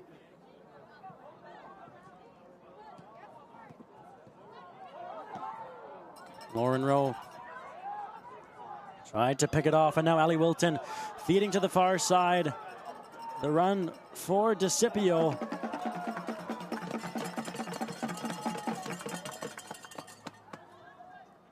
The road to the Vanier Cup continues on Saturday, November 16th, when the Atlantic University sports champions square off against the Ontario University Athletics Yates Cup champions in the 2024 UTEC Bowl. Catch all the action exclusively on CBC Gem beginning at 12 p.m. Eastern Time. The road to the Vanier Cup and youth sports on CBC, where champions are made. That strike goes beyond the goal, and Dakota Beckett gets us back underway. High line held by Hannaford. Now here's Tyre. Ferreira now along the near sideline, picked off by LeBlanc. And that ball stays in play for a moment. Excellent work by LeBlanc to evade a bit of pressure. They're going to pull her back on that one. She's a little too high up. Ferreira. Throw in flicked on by Taylor Ryan. Taylor Ryan not too happy with her play there. Goes past Lauren Rowe, and the possession back with the Thunderbirds. That's Ferreira again. And CBU is able to gain possession of that. Excellent work. To Rowe, Lauren Rowe. Job, but it's taken away. Goes past Holly Whalen. And now the ball trapped along the near side. Thompson. The majority of the play just seems to be wherever Thompson is. Exactly. I was about to say a lot of back and forth here. A lot of back and forth with Thompson. Yes. We've had such a great body of work for the first half an hour in the game. And that ball will go out, much to the protests of Ali Rowe for a throw-in. Ali Rowe and UBC. the CBU fans. Yes. Oh, they are a vocal crowd. Both are, though. As you see the wind starting to pick up a little bit here, blowing from the right to the left of your screen. And now up the near side, here come the Capers. Lauren Rowe, Ali Rowe trying to sift that through, but too many blue defenders back. Tyre, as well as Sofia Ferreira. Tyre will switch the field. Pushing up is Sarah Rollins. A long ball played up and lifted over the top. That's too far for Taylor Ryan to catch up to. You can see how the wind's picked up just with the flag there, and wondering if that's affecting some of these through balls because they're not weighted as nice as they were maybe 20, 30 minutes ago. The teams will have to adjust to that for sure. There is a noisemaker on the field right now. It's rolling off. All of the fans have those inflatable, I don't really know what to call them. I'll go with noisemakers. Noisemakers. Inflatable boom whackers. Clappers. Clappers. Great work by Wilton, and a battle against Claypool. And now it's Ali Rowe back to Wilton, trying to feed it through for Lauren Rowe again. Knocked forward by Rollins. Ali Rowe is playing pretty far back here. Usually she's a bit further up the field, but it seems like they've pulled her back a little bit to maybe try and feed some balls through to the other players. Could be a part of their strategy. Obviously, I've pointed out that she is a player to watch, so moving her around is not out of the ordinary. Flow through Rowe. Perhaps the Capers' strategy here as Hannaford gets dispossessed. The ball will come to LeBlanc. LeBlanc looking for Lauren Rowe, but Ferreira was there and cut off her path. Now Grace Hannaford. Hannaford up to Lauren Rowe. Gets the ball knocked away from her. LeBlanc. And that's punted forward. And here we have Acevedo. A substitution on for the Capers in this second half. Now Ali Rowe at the top of the 18. Leaves that off for Grace Hannaford. Hannaford swings that through. Lauren Rowe is there, and out comes Beckett and claims the ball. In the 55th minute, we're still knotted at 0 between these two top-ranked teams. The Capers and the Thunderbirds battling it out, and there's Claypool and Wilton hitting the deck. I believe Holly Whelan, pardon me, called on the foul.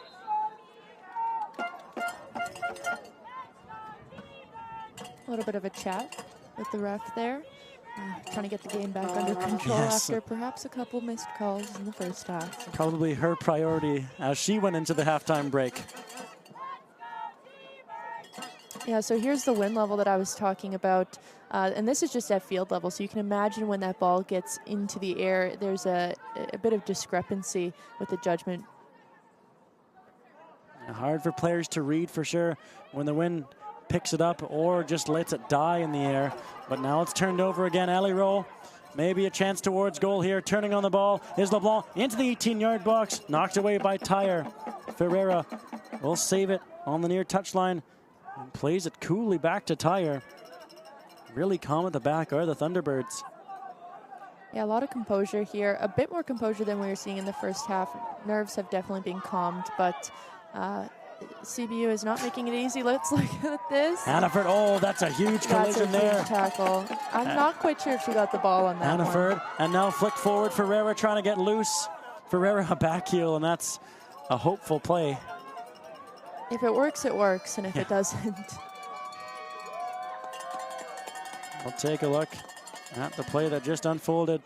Yeah, so here's some of this defending on behalf of UBC here. Oh. She had to clear that ball because that was a dangerous place for Hannaford to be with the ball. Oh, turning with the ball is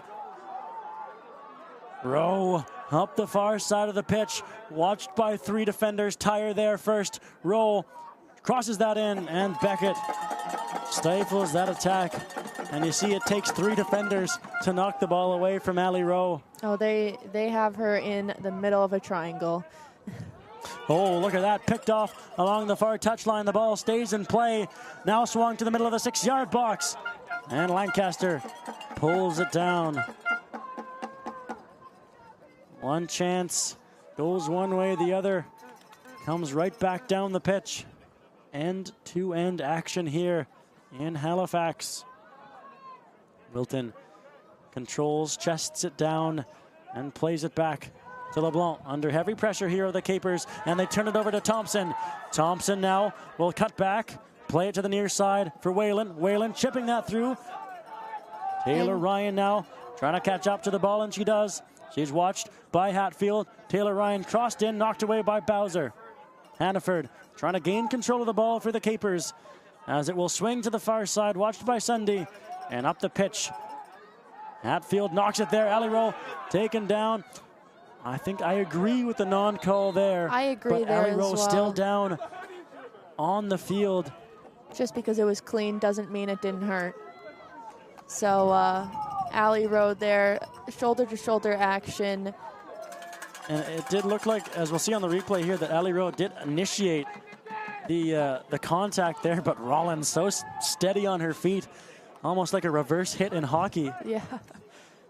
And Ali Rowe, from experience, is a very physical and strong player, so that is quite impressive. Ali Rowe, a bit of a soft pass. Claypool in the vicinity. Here's Wilton. Heavy pressure, though, and it's picked off once again. Dorkin. Oh, it's a great ball through. Into the 18-yard box. Taylor Ryan now turning with it. Taylor Ryan! Stopped by Lancaster, and she allows no rebound. A fantastic save again from the netmire. Minor for the Capers. This has to be one of the best chances we've seen that's not off of a corner so far. She does really well to cut this back and get a shot off. That's a huge stop. Really important that Cape Breton stopped that one. Oh, a slip there by Rehal. Acevedo, pardon me, DeCipio trying to win the ball back, turning in the midfield, and now here's Claypool. Here is Ferreira, and the Thunderbirds will reset with Tyre. Long ball, nearly bounced free for Taylor Ryan. I don't think Taylor Ryan was anticipating that one. She was kind of on her back foot. Had a weird bounce to it, weird touch, so don't blame her at all. Thompson controls off of that reset from Lancaster. Thompson now with a chance to take a shot towards goal. She sifts it through Whalen, and she chips it just past the post. a bit of a delayed reaction from Lancaster, as I thought it was going wide, well wide of the post, but Lancaster had to be sure. It was certainly closer than I thought. And if you can see Taylor Ryan, she's also up there. She's ready for the rebound. UBC is pressing, and I would not be surprised if there was a goal coming our way. Half an hour to go in regulation time here at Wickwire Field in Halifax, Nova Scotia. Here to the far side, and the run there from Taylor Ryan, doing it at both ends of the pitch the last 30 minutes, of course. Is it all about stamina and fitness, or is it about technical skill, Caitlin? I mean, once you get into these last 30 minutes, you can have as much technical skill as you want. If you don't have the stamina and fitness, you're not going to be able to compete against either of these teams. Rowe worked over by a couple of defenders, trying to get away from Dennehy, and she does. Ali Rowe still going into the 18-yard box. Rowe tried to leave that off. And intercepted. You think she may have been better to almost take a shot there. It wasn't the best layoff, and we know that Ali Rowe has one of the best shots here. So the road to the Vanier Cup continues on Saturday, November 16th, with the RSEQ Dunsmore Cup champions to the province of Saskatchewan to take on the Canada West Hardy Cup champions in the 2024 Mitchell Bowl. Catch all of the action exclusively on CBC Gem beginning at 3 p.m. Eastern Time. The road to the Vanier Cup and U Sports on CBC, where champions are made. Wilton into the box, and that goes past Lauren Rowe, but she'll try to hunt it down on the near side. All over Thompson, who hits the deck, and that'll be a foul called against Lauren Rowe, I believe. You can see UBC arms up, trying to get that call, and successful in this regard. So this will be good for UBC if they can clear it and maybe get a touch on. First touches are so critical. Acevedo gets first contact on that one. Can't bring it down. Claypool tried to wait for it, and now it'll fall to Lauren Rowe, trying to get away from Claypool. Lauren Rowe curls back, feeds Ali Rowe at the top, cuts back on her left foot. Ali Rowe is intercepted. There was definitely some contact at the top of the 18. Ali Rowe up to her feet now. I mean, it would be nice to just see her get a shot off. I don't know why she's taking so many touches here. She's had a couple opportunities where she's maybe thought twice about it, and I think she really needs to just let it go. Back, here's DeCipio. Back to the top, Ali Rowe tried to touch it to herself. Watch out, here is Hatfield. Had some trouble with it. Thompson's there. Oh, that's an amazing ball through. Here's Taylor Ryan. Jade Taylor Ryan! Oh! Lancaster the rebound, and it's cleared beyond the goal line. Great defending at the back from Olivia Albright. Can you believe it? What a sequence. Jade Taylor Ryan in on the breakaway. Lancaster comes up huge again. What a through ball. Ryan past the back four. Unbelievable goaltending from Lancaster. That was really, really well read by Lancaster, but you'll note that started with just one error in the back. That's how quickly UBC was able to capitalize on that. And now they have to defend a potent corner. High to the back post, and catch your breath, everybody. CBU and UBC fans alike. And I mean, you can't forget about Albright coming back to defend, as it was an open net. Oh, absolutely not. That would have been a goal for sure. Outstanding soccer that we're witnessing here at Wickwire. Well, that's what's so exciting about watching top teams like this. Not only are they able to capitalize on a mistake, but they're able to correct mistakes quite quickly. That through ball will go beyond the touchline, and it will be a goal kick for Ellie Lancaster. Lancaster just taking a second, as she should, after that amazing save that she just made. So Lancaster sends that ball up. And now Grace Hannaford trying to feed it through for Lauren Rowe, but it got knocked away. And backtracking is Hatfield into the awaiting arms of Lancaster. Back to Hatfield. Hatfield, LeBlanc on the near side. She goes long, First contact to it from Tyre, then Ali Rowe. Trying to sift it forward. She got the contact afterwards and brought it down herself. Ali Rowe on the near side for Lauren Rowe. Lauren Rowe watched by Ferreira. Rowe taking that to the touchline, stays in play off the back of Lauren Rowe's boots. Ali Rowe has to chest that down, tried to flick it behind herself. Busting into the play is Becca LeBlanc, and she sends it back to Lauren Rowe. LeBlanc swung to the far side. It's a great ball in. Oh, what a chance there for Leah DeCipio. And I think that will be a corner. We'll just take one more look at that. Again, the chance is really heating up in the second half. Here's the ball in, and it's really hard to connect with the ball like that. I would just like to highlight, because it is one of the harder things you can do. So Bowser now will take this corner kick. Swung to the far side. Not into the 6-yard box, though, and it's knocked away by UBC. Not the most threatening corner we've seen from CBU. No. Now busting up the pitch. 2 players. Ferreira, one of the 2 on the attack. And Thunderbirds have the ball right back.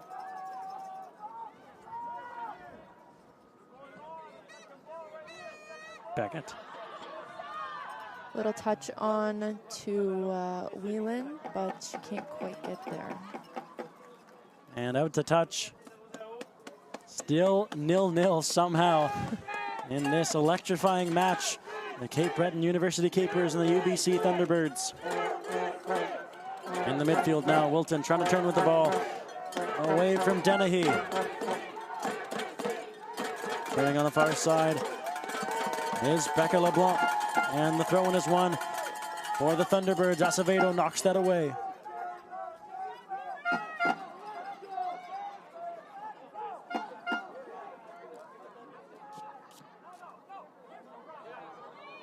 A loose ball near the 18-yard box.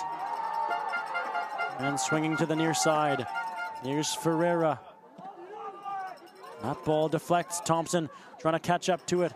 And Hatfield is happy to send it out to touch.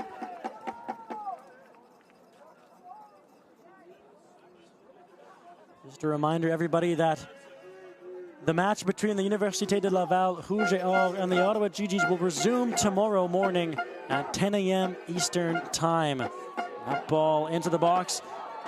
Whalen trying to get a leg to it. It got cleared away by Acevedo. As we hit minute 68 in this fantastic soccer game. Sophia Ferreira. A long ball into the box. Oh, look out here as Lancaster was coming out to claim it. Some miscommunication at the back for CBU. Hannaford, what an excellent touch to get away from some pressure. But that pass up is intercepted. And now Tyre, the captain for the Thunderbirds, across for Rihel. And she can't keep it in play. UBC with 4 defenders in the back on that play. As you can see, Ali Rowe has moved up the field again a little bit, so she's been trying to lose them, and they've been trying to track her, and so far both teams are doing a pretty good job at that. Under pressure is Wilton from Dennehy, trying to turn away from her challenge. Excellent pressure by Dennehy, and Wilton sends the ball out to touch.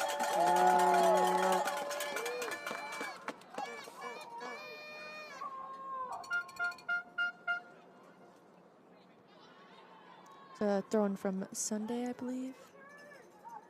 She'll have a second crack. Up on the far side of the pitch. Right in front of the Capers bench and head coach Ness Timmins. Claypool. Whelan, pardon me. Now back for it. It comes to Tyre. All the way back to Dakota Beckett. Over to Rollins. Rollins has Ali Rowe. Was right there. A little risky. A little bit. And now Sunday. Trying to feed that ball through. It got caught up. And we'll head out to touch. Another throw-in coming up here as we hit 70 minutes of play. CBU and UBC tied at 0. Not for lack of chance, though. And here comes another one for UBC. Whalen will cut that ball back. Ferreira tried to play that to the top of the 18-yard box. Now turning with it on the far side is Acevedo. Acevedo, a long ball, trying to find Lauren Rowe. Lauren Rowe now, a step towards goal. Lauren Rowe, the angle converged on Lauren Rowe. Tyre able to get the foot in the lane and block the shot. Not quite as good as the chance that Taylor had in the first half, but another, or the second half rather, but another almost equal opportunity. Look at the way that Tyre was able to close the angle and catch up to the speedy Lauren Rowe. It's been an excellent defensive game as Thompson sees that out to touch.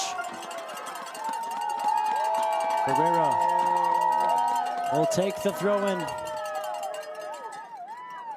Long ball. And Taylor Ryan. A bit of contact there, and the foul is awarded.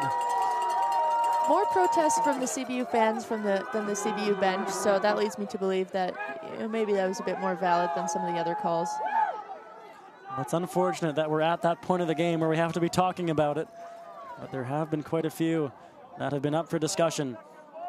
Ball over the top of Taylor Ryan. Albright has to be careful with it, and Acevedo clears it out to touch. Here's Ferreira. Put the ball back into play. Hatfield, all she can do is send it out beyond the touchline. This is a bit of a dangerous spot to have a throw-in from for both teams, actually, because if CBU is able to grab it in turn, Ferreira is quite far up the field. And everybody pushing into the box now. Ferreira might try to unleash her arm here, and she does. A long ball into the 18-yard box. That gets headed away. Now back to the top of the 18. Chance here for Taylor Ryan.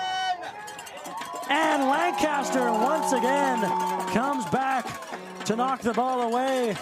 Taylor Ryan stoned for the second time by the goalkeeper for CBU. Let's take a look at it here.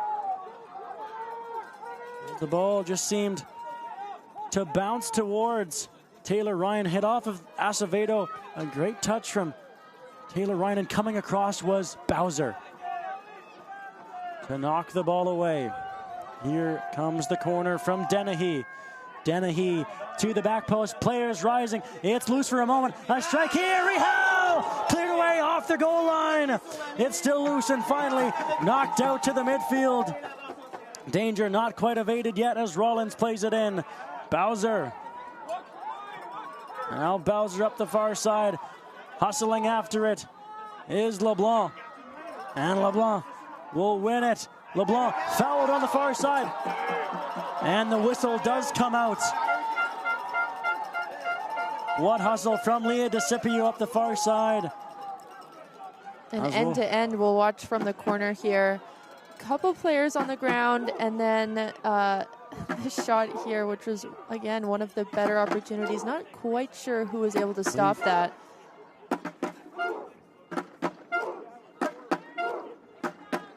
I believe that was Acevedo who was able to clear that off the goal line. The Capers fans here urging their team forward. It'll be Bowser to take this critical free kick. Bowser to attempt to take the lead in this match. Ali Rowe trying to get loose in the 18-yard box. The referee has a word for her. Bauer swings that in high into the 18-yard box. Ali Rowe will be called on the foul there, as there was a player in the box down in the blue jersey. And that's one I agree with. I think that's fair. And like we were saying, a little sad that we're having to make those calls. Now up along the far wing. Whalen Trying to get away from Acevedo. Acevedo can't win the ball back, but Dennehy now collides with Wilton. And now the ball to the far side of the pitch. Rehal. That's great vision. Now Whalen crosses that into the 18-yard box. It's loose for a moment. And behind the goal it goes as Claypool was lurking in the vicinity.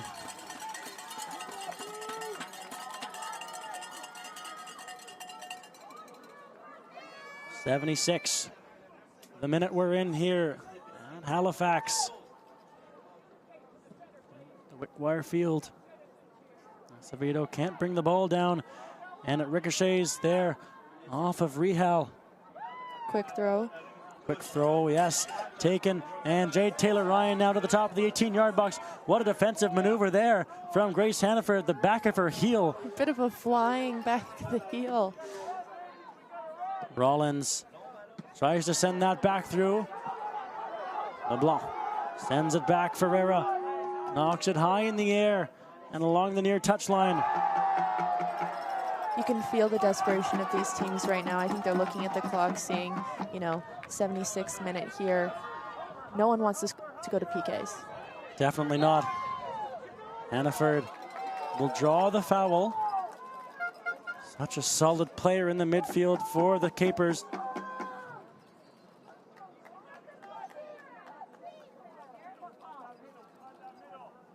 Hatfield will get us back underway. Hatfield flicked along. Lauren Rowe couldn't control it.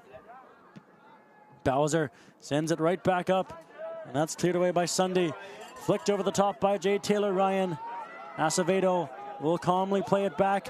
In hot pursuit is Thompson. And Lancaster, all she can do is play the far sideline. Rehal sees that out to touch. Concedes to her teammate. Taken by Sunday.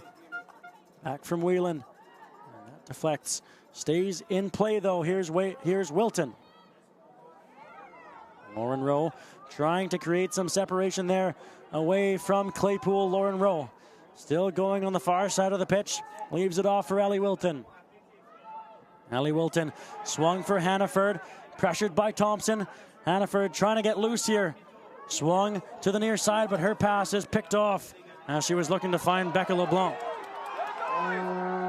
A foot race here. And Hatfield plays it back to Lancaster. Albright. Look out here. Becca LeBlanc had to hustle to the ball. Acevedo, a good turn, still under pressure. And Ferreira intercepts the ball and keeps it deep in their attacking third. We will have a substitution.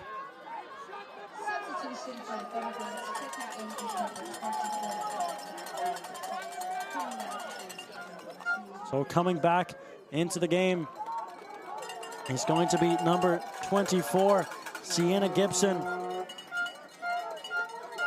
And exiting the pitch will be Holly Whalen. An excellent body of work for her today.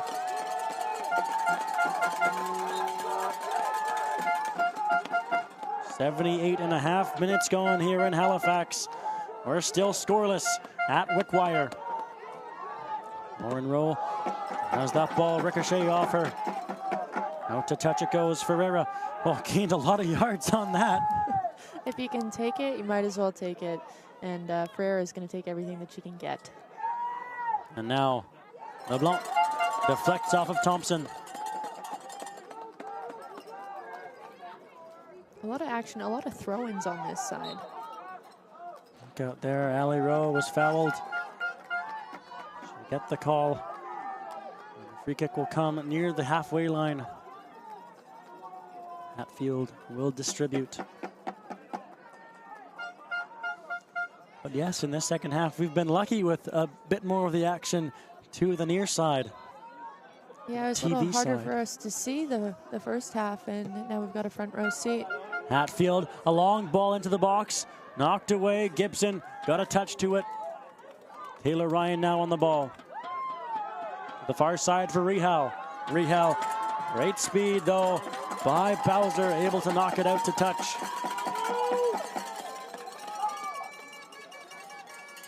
Sunday back from Gibson. Sunday to the top of the 18-yard box. Almost bounced well for Taylor Ryan. And now cleared out to touch by the Capers. Sunday. Goes off of DeCipio. You see head coach Ness Timmons urging on his troops as that ball is crossed. Right to the ball boy, actually. Yeah, a pretty good touch there, too. Yes, pretty impressive. In the 81st minute of play, it's still scoreless here at Wickwire Field between the Cape Breton University Capers and the University of British Columbia Thunderbirds. The ball will ricochet all the way back to Ellie Lancaster.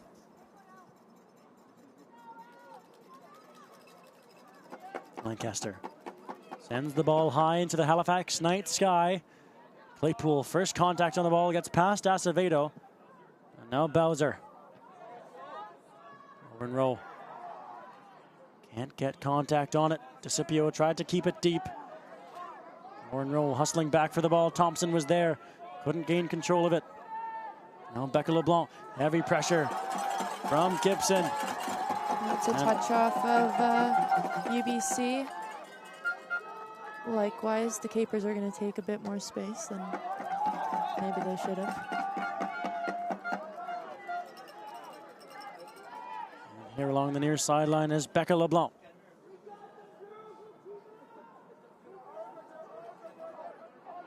Yes, that did go off of Thompson. So the throw in for CBU. Rowe will leave the ball for Becca LeBlanc. Sometimes it's worth it to grab the ball and just see if the ref gives it to you. So I'm not mad at that play. Hannaford taken down. And now a free kick and a pretty dangerous position for the Cape Breton University Capers. Especially with only 8 minutes left on the clock in regular time. Obviously there's going to be a little bit of extra time, but I don't anticipate there being too much. So there's a lot on the line. Hatfield with the delivery imminent. Many players lining up, ready to rush in. Hatfield delivers high to the back post, and Beckett comes up to claim the ball. Excellent work by Dakota Beckett. Beckett sends that high up. We'll take a look at the replay there. Excellent work by Beckett. Big challenge as we're back underway by Jada Thompson, and she'll get called on the foul. Now here for LeBlanc. LeBlanc to the near side for Lauren Rowe. Rowe, oh, what a move there. And still away from Ferreira. Ferreira over the top of Rowe. And once again, the Capers will get the benefit of the whistle there. Ferreira getting a talking to. This is going to be Maddie Hatfield again, trying to get this into the back corner. You can see all the Capers lined up, ready to make their runs. Again, 83rd minute we're in right now. It's Hatfield, ready to deliver. That's a great ball. Right to the penalty spot. Players rising. It's cleared away. LeBlanc. And now brought back for Hatfield. And looks like there's still a player down. Might be Allie Rowe. Oh. She has been shaken up a lot in these playoffs, taking a good amount of contact throughout the 2 games she's played. Well, this has been quite a physical game as well. A lot of shoulder to shoulder, a lot of clean physical contact, but physical nonetheless. That's headed back, so Beckett can come out to claim it. As long as it's not off your foot, the goalie is allowed to grab it. Bowser can't win the ball back, and now on the far side is Ferreira. Rehal, pardon me. Rehal trying to sift that through. Back to Lancaster. Lancaster on the top of the box, knocks it forward. Allie Rowe got a touch to it, but now it's here for Sofia Ferreira. Ferreira. That's a what a ball beautiful through. ball in. In on Gibson. Gibson on her left. And you can see her regretting that as soon as she took it. That was one of the better chances. They had a beautiful through ball from Ferreira, I believe. Gibson had elected to try to use her right foot. Perhaps the outcome would have been a little different. Perhaps. It's just when you're going with that speed towards that back corner, with every step you take, your angle gets smaller and smaller.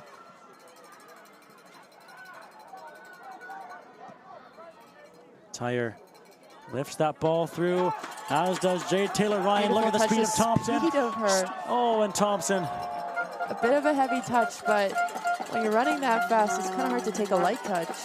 Her legs just a blur. Incredible pace from Thompson in this game. Her skill has been on display.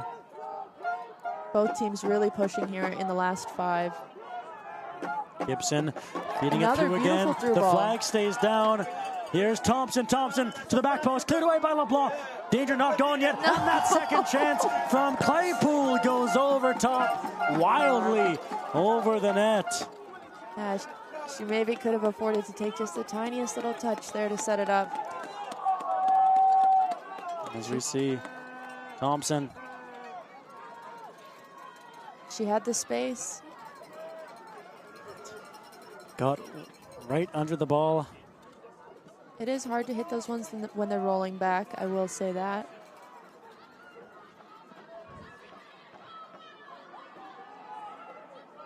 Now back on the far side of the pitch. Nice little touch on. But CBU is going to try and guard that out, and they will be successful.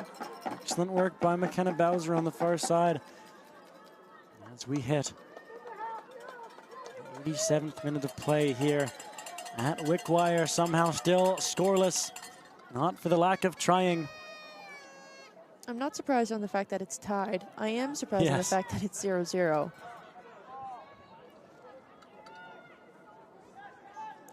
(20-4) the shots for UBC, however. CBU, I think, has made a pretty decent effort this second half to get forward, maybe lacking a bit on their finishing. Their top goal scorers haven't been awarded the space and time that they may be used to in the AUS. I mean, that's right. UBC is the defending champs here, so as far as CBU is concerned, they may not have come up against this type of competition until recently. I don't think so, but here comes Ali Rowan up the far touchline. Forced to her left foot, a bit of a pop into Gibson. The play continues. Claypool comes back to help support. It looks like a corner to me, I'm not sure. It will be a goal kick. A goal kick. Much to the protests of Ali Rowe. You and me both, Ali.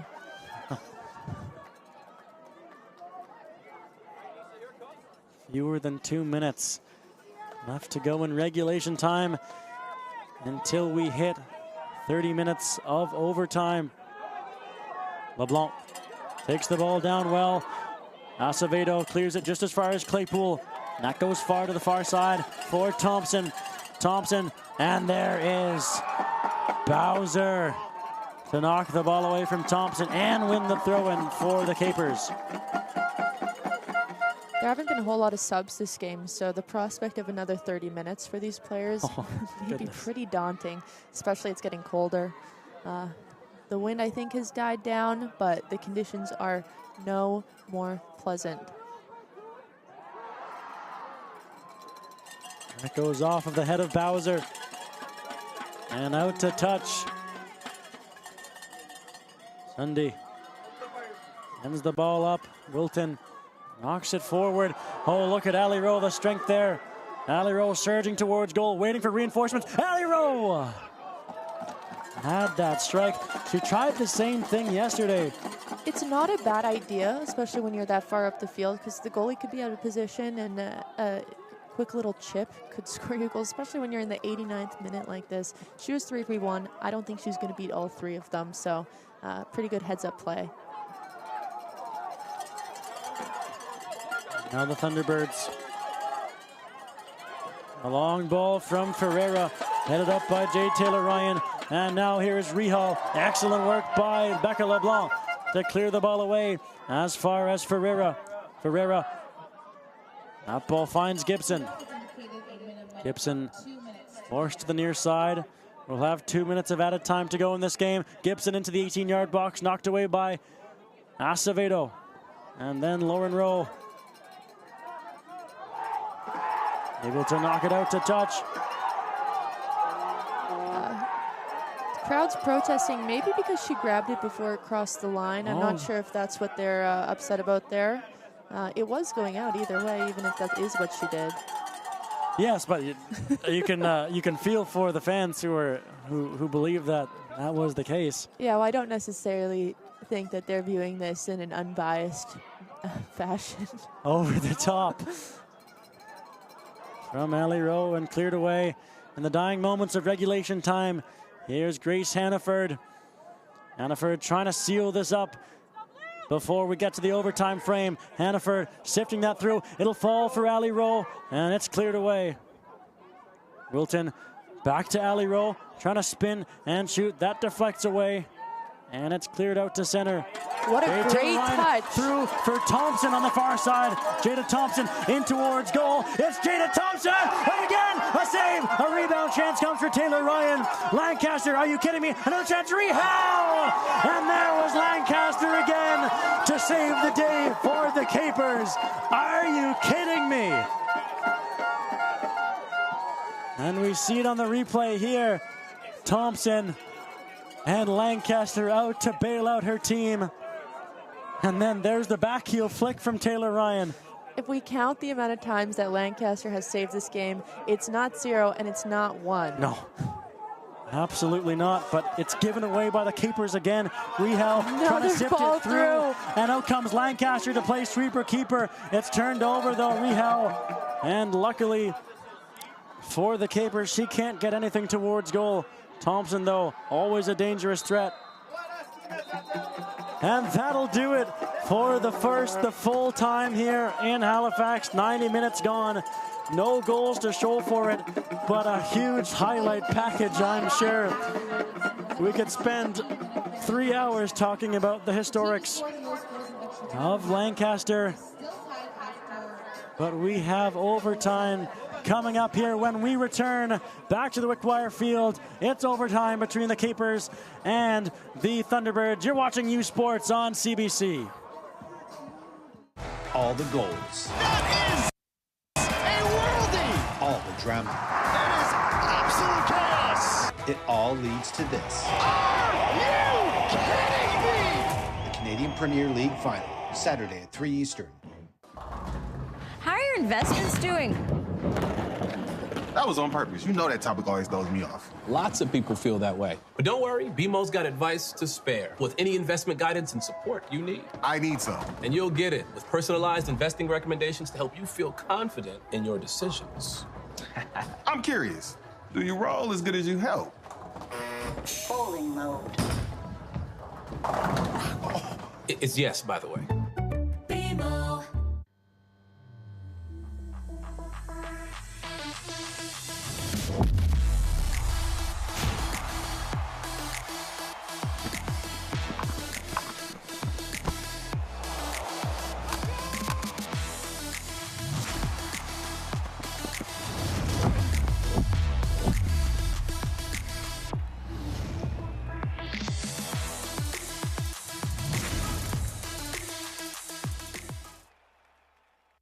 Hey U Sports fans, check out shop.usports.ca for this week's promotional item from the Nike Team Collection. Visitez le shop.usport.ca pour en profiter de la promotion de la semaine de la collection Nike Team.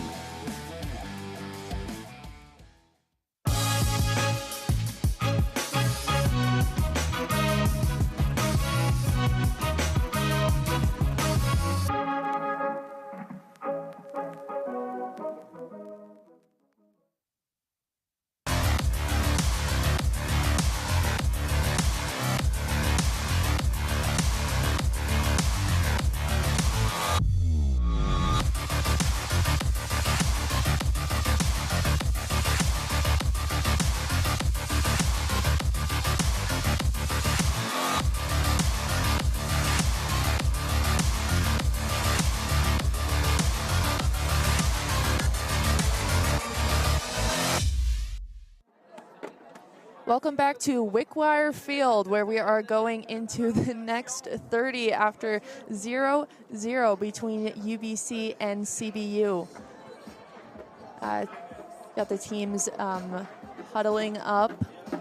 Here are our stats going into this extra time. 5 shots CBU, 21 shots from UBC, 12 shots on goal from UBC to 2 on CBU. And again, a dominating performance, 10 corners to CBU's 3. But again, the scoreline 0-0. Fouls pretty well even, but again, as we've said, that kind of reflects the refereeing more than it reflects the physicality of this game.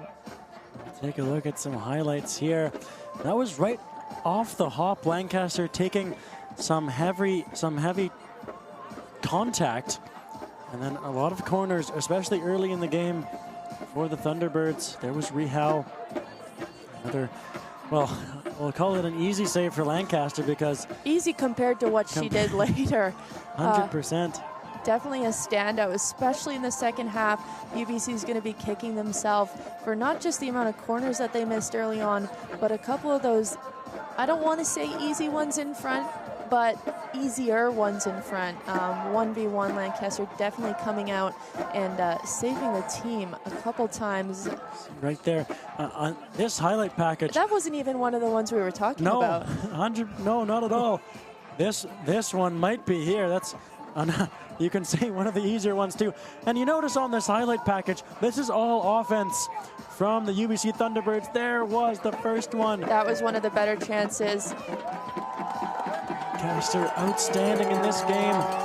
Another corner for the Thunderbirds. That time cleared off the line. And then Thompson and Caster. That was another one of her really excellent saves. That was in the dying moments of the game. And we are back underway here at Wickwire, the first 15 minutes of overtime. This is not sudden death. As that goes through for Thompson, it'll roll out beyond the goal line, so it isn't a sudden death. No, that's correct. Overtime format. If one of the teams scores, we keep going to the end of the 30, and at 15 and 15, they switch after that, and it's like a mini little soccer game to add on to the already 90 minutes that these players have made. Unreal. Not a whole lot of subs on either side, so these girls are really on their last legs. Going to extra time here, whoever goes through to the final game is going to definitely weigh on them having played these extra minutes. Scipio hits the deck there on the far side, screaming at the referee after the fact. Now Bowser. Ali Rowe back up from a knee and lays it off to the far side. Now to Scipio. DeCipio swung into the box, but nobody there in an orange jersey to make any sort of play on the ball. Yeah, Beckett happy to grab that one. The pretty significant range that Beckett has on these kicks too. I mean, Lancaster and Beckett both are clearing half pretty consistently with their goal kicks. Yes. Ali Rowe off of Claypool. Oh, what a challenge there from Lauren Rowe. Shoulder to shoulder. No whistle sounds. Great Lauren Rowe. And Beckett picks that off the ground. Beckett, some great distance on that, and not the clearance attempt that Hatfield wanted. That hit Lauren Rowe right in the head, I believe. And the whistle will sound, and we're going to get the physio to come over right away. And the reason why the whistle called so quickly on that was because it was her head. Anytime a player has a head injury, we have to stop the game. We have to check and make sure that they're okay. And that is definitely for the benefit of the players. Pardon me, Becca LeBlanc, the injured party. Physio making sure everything's all right. And it's something to be taken so seriously. And with the cold weather, it looks like they are going to be calling for a sub, or at least taking her off the field here for a second. Yeah, she'll need to undergo a little further assessment off the far side. LeBlanc, what an excellent game it's been for her. It's one of the names that we've been hearing quite frequently. I mean, we've been hearing a lot of these names pretty frequently, but her for sure, if she's not able to continue, that would be a loss to CBU. Yes. So, making sure that she's all right on the far side. Becca LeBlanc will make her way off.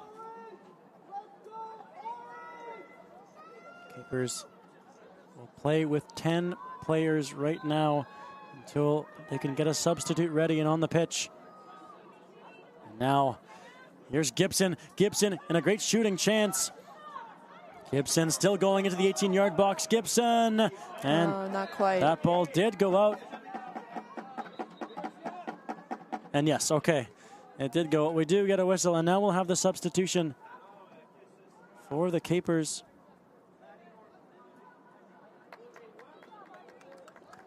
And Audrey Hua, usually a substitute for Ness Tim inside in about the 20th minute or so of the game, sometimes around the half-an-hour mark, but we haven't seen her at all in this game yet. But Audrey Hua draws into the lineup as Becca LeBlanc exits the game. Scipio dispossessed along the far sideline by Rihal.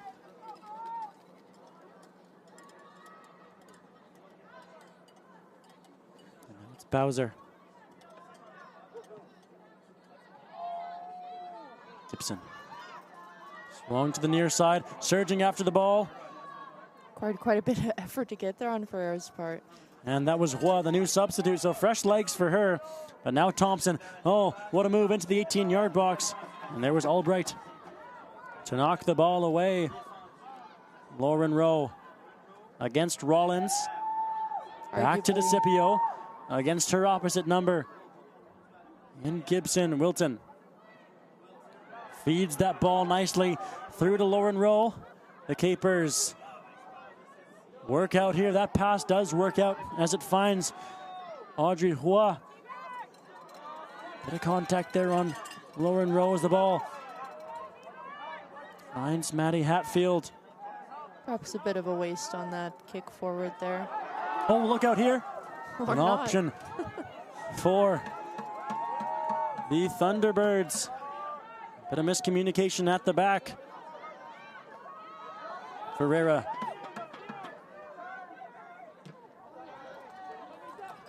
That bounces towards Rihal. Hannaford lets it bounce once, and now to Lauren Rowe. High into the air. Volleyed up, though, by Hua, trying to pick out Lauren Rowe. Tyre gets back in plenty of time. Beckett launches that ball far up the pitch. First contact on it by Rihal. Hatfield, that won't have the pace for her to shield it out to touch. Hua can't keep the ball in. Can't quite.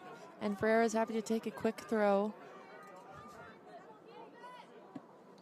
What do you think here, Caitlin? Will these teams look to play for penalties or look to end it here in the overtime frame? Neither team looks like they are sitting back and taking it. Both think that they can win this in the 30, and I think that both are a little scared of what might happen if it goes to PKs. I like seeing two confident teams like this. A lot of times you would have one team sitting back and trying to just hold for that, inevitable PK, but here it looks like both teams think they can win it, which makes it exciting for us to watch. Definitely makes for a much more exciting overtime period. That's launched high into the air by Lancaster, headed forward by Ali Rowe, who has to hustle to the near sideline and catches up to the ball, plays it over the top, looking for Audrey Hua. That bounces off of Hua and down to Dakota Beckett, the late substitute for the Capers, already making her presence known. Touch forward. Rihal now trying to gain control of the ball, and she does against Hannaford. Rihal down to the far post. That flashes just across the 6-yard box, and Thompson, not her best touch. We just look at this last play, this beautiful touch through. That's just... Taylor Ryan, my goodness. That's next level stuff. Good run from Rihal. A little unfortunate that they weren't able to make anything of that. Would have made for an amazing highlight. Now Thompson showing her pace again up on the far sideline. Thompson in front. Rihal! Oh, just wide. She sent it past the post. Can you believe it?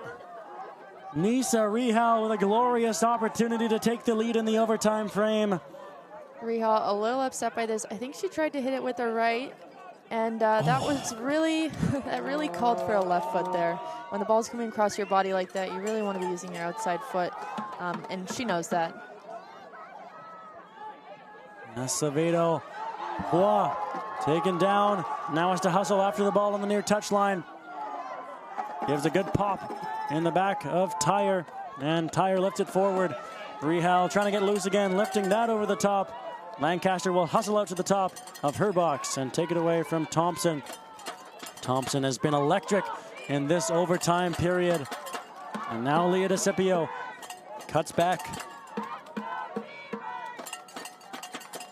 DeCipio watched by Gibson and Dennehy.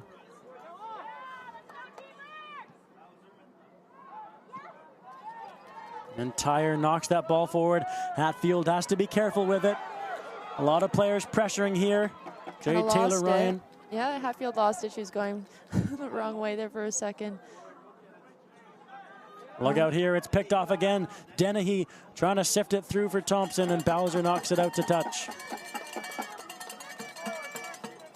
Just about 10 minutes into this first 15-minute period. Got it thrown by Sunday to... That's knocked into the 18-yard box, and Lancaster lets it bounce once before claiming the ball.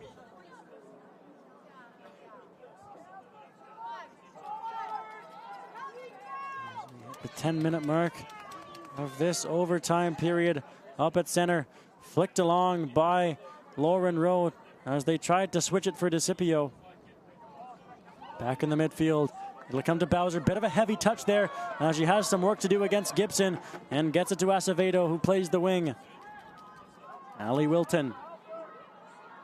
Wilton trying to get the through ball. Here's Lauren Rowe. Lauren Rowe with a strike. And that's not much of a tester for Dakota Beckett. A bit of patience needed there for Rowe.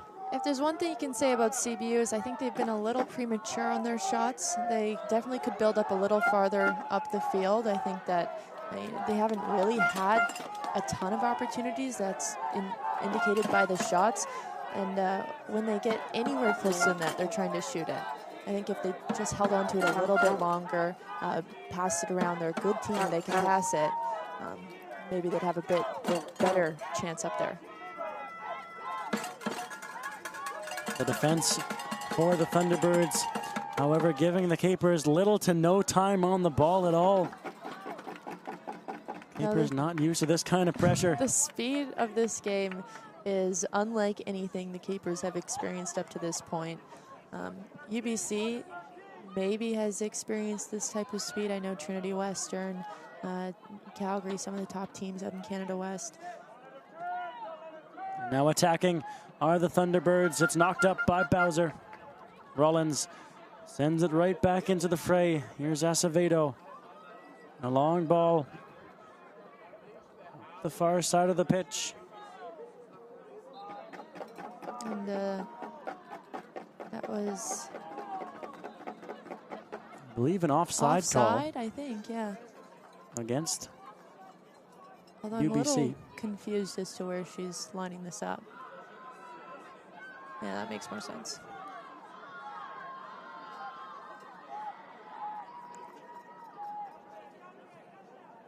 "12 minutes gone here in the first overtime period. Again, excellent pressure by Thompson, forcing Wilton to survey her options. Albright through the middle to an unmarked Hua. And now to a surging Grace Hannaford. Hannaford still going toward the box. Rihal takes her down. A look from the official, but no call. That is in the box, but I don't think that's worthy of a call. Oh, good shoulder-to-shoulder challenge there. A couple more steps, it might have been a call. Oh, coming back into the game for UBC will be Bailey Dirksen. I believe checking out will be Jada Thompson. She'll take a break on the far side of the pitch.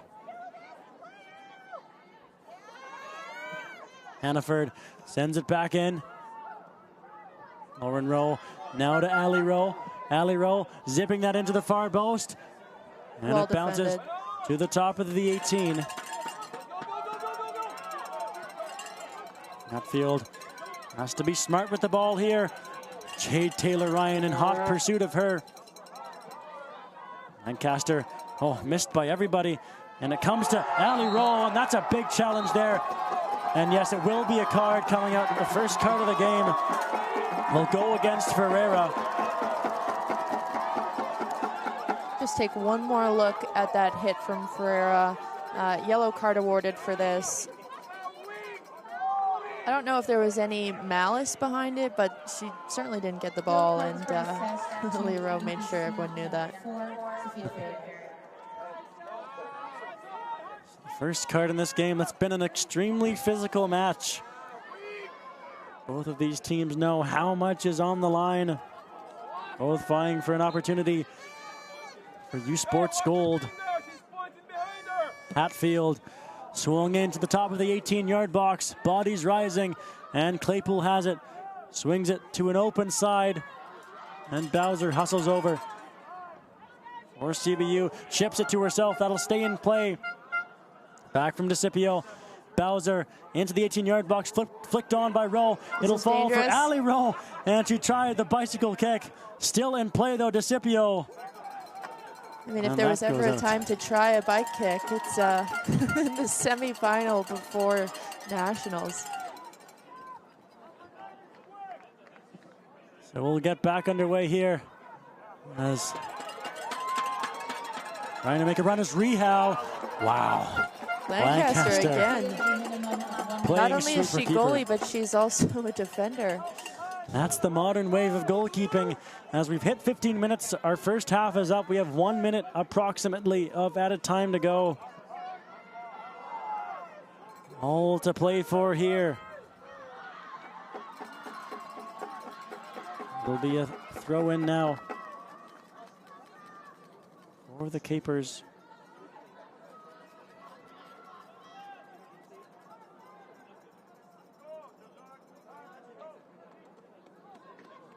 Bowser can't advance that throw in. Watching it out is Dirksen. DeCipio takes that throw in quickly. Lauren Rowe on the feed from Ali Rowe. Climb side to try to play it to herself. Excellent work there by Rollins, and Lauren Rowe will be called on the foul. Now Rollins to get us back underway. Now to the corner of the 18-yard box. Bowser defending Dirksen. Dirksen, one last cross here for CBU. Coming out is Lancaster. And that should just about do it for the first half of the overtime period. Probably when Lancaster puts it back into play. And yes, there's the whistle for the first 15 minutes. Still deadlocked at 0. We'll be back in a few moments for the second half of overtime. You're watching U Sports on CBC.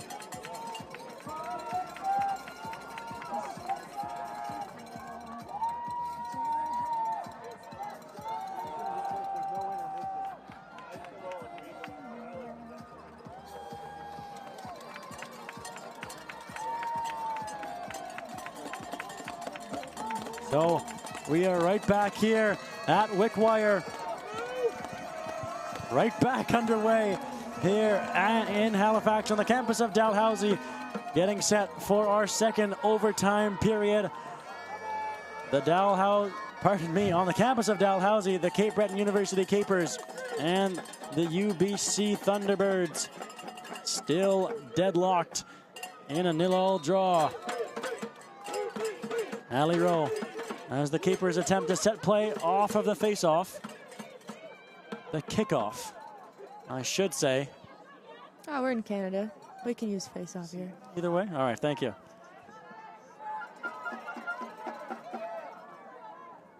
Underway. Calmly from Bowser. Flicked on by Lauren Rowe. Rollins. Back to Beckett. Beckett. UBC is going to have to be careful. CBU is happy to go and pressure those balls back. And there's some great pressure on the far sideline from Hannaford. And now Hua. Watched by Claypool. Hua, who is probably the freshest on the pitch, will win the throw-in.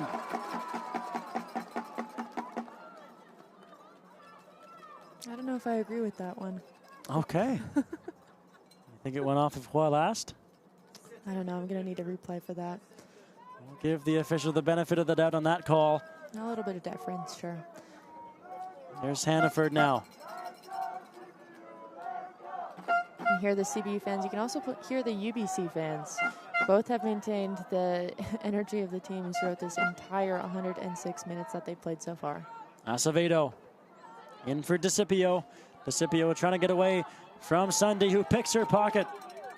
Great work by Sunday. And now Rehal trying to surge back the other way for the Thunderbirds. Hatfield moving up into the midfield. Ali Wilton. Swung to the far side for Hannaford, who's dropped back a little bit here. Acevedo, now a bit of room to work with here. Acevedo, and that is a missed opportunity for CBU, who are doing a great job of maintaining possession. Maintaining possession, yes, but it's those that final piece where they have to get good shots off. Shots still pretty heavily favor UBC, despite the fact that this actually has been even end-to-end for quite some time. Lion share possession early in this second 15 minutes of overtime favors the Capers. Wilton got a leg to that, sends the ball high up into the air. Dennehy tries to bring it down. Dennehy now with a bit of speed. Hua can't catch up to her. And now Claypool on the far side of the pitch. Cutting back and surveying her options. Up top for Gibson. Couldn't get a shooting lane. And now Rehal. Dangerous moments here for the Thunderbirds. Rehal, that shot gets blocked by Bowser. Rehal on her left foot. That gets cleared away by Hatfield.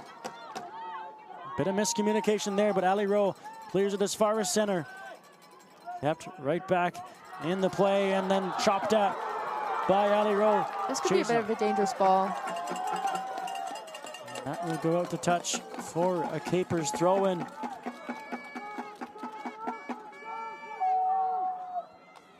Again, with the distance that we've seen on some of these throw-ins, they're actually pretty dangerous when it gets this far down the field.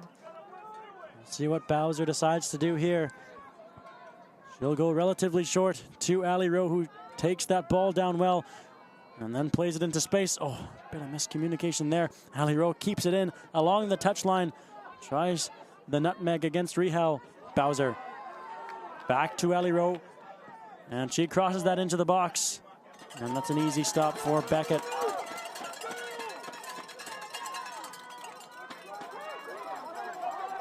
Here's Dennehy. Dennehy now up to Rehal. Bowser has to do good work here. And Albright chops the ball down. Hatfield again. Acevedo chips it forward for Ali Rowe, who seems to have a bit more room to work with in this second overtime frame. DeCipio shunted off the ball by Sunday. And Sunday and the Thunderbirds will thunder back up the pitch. And that pass misses everybody.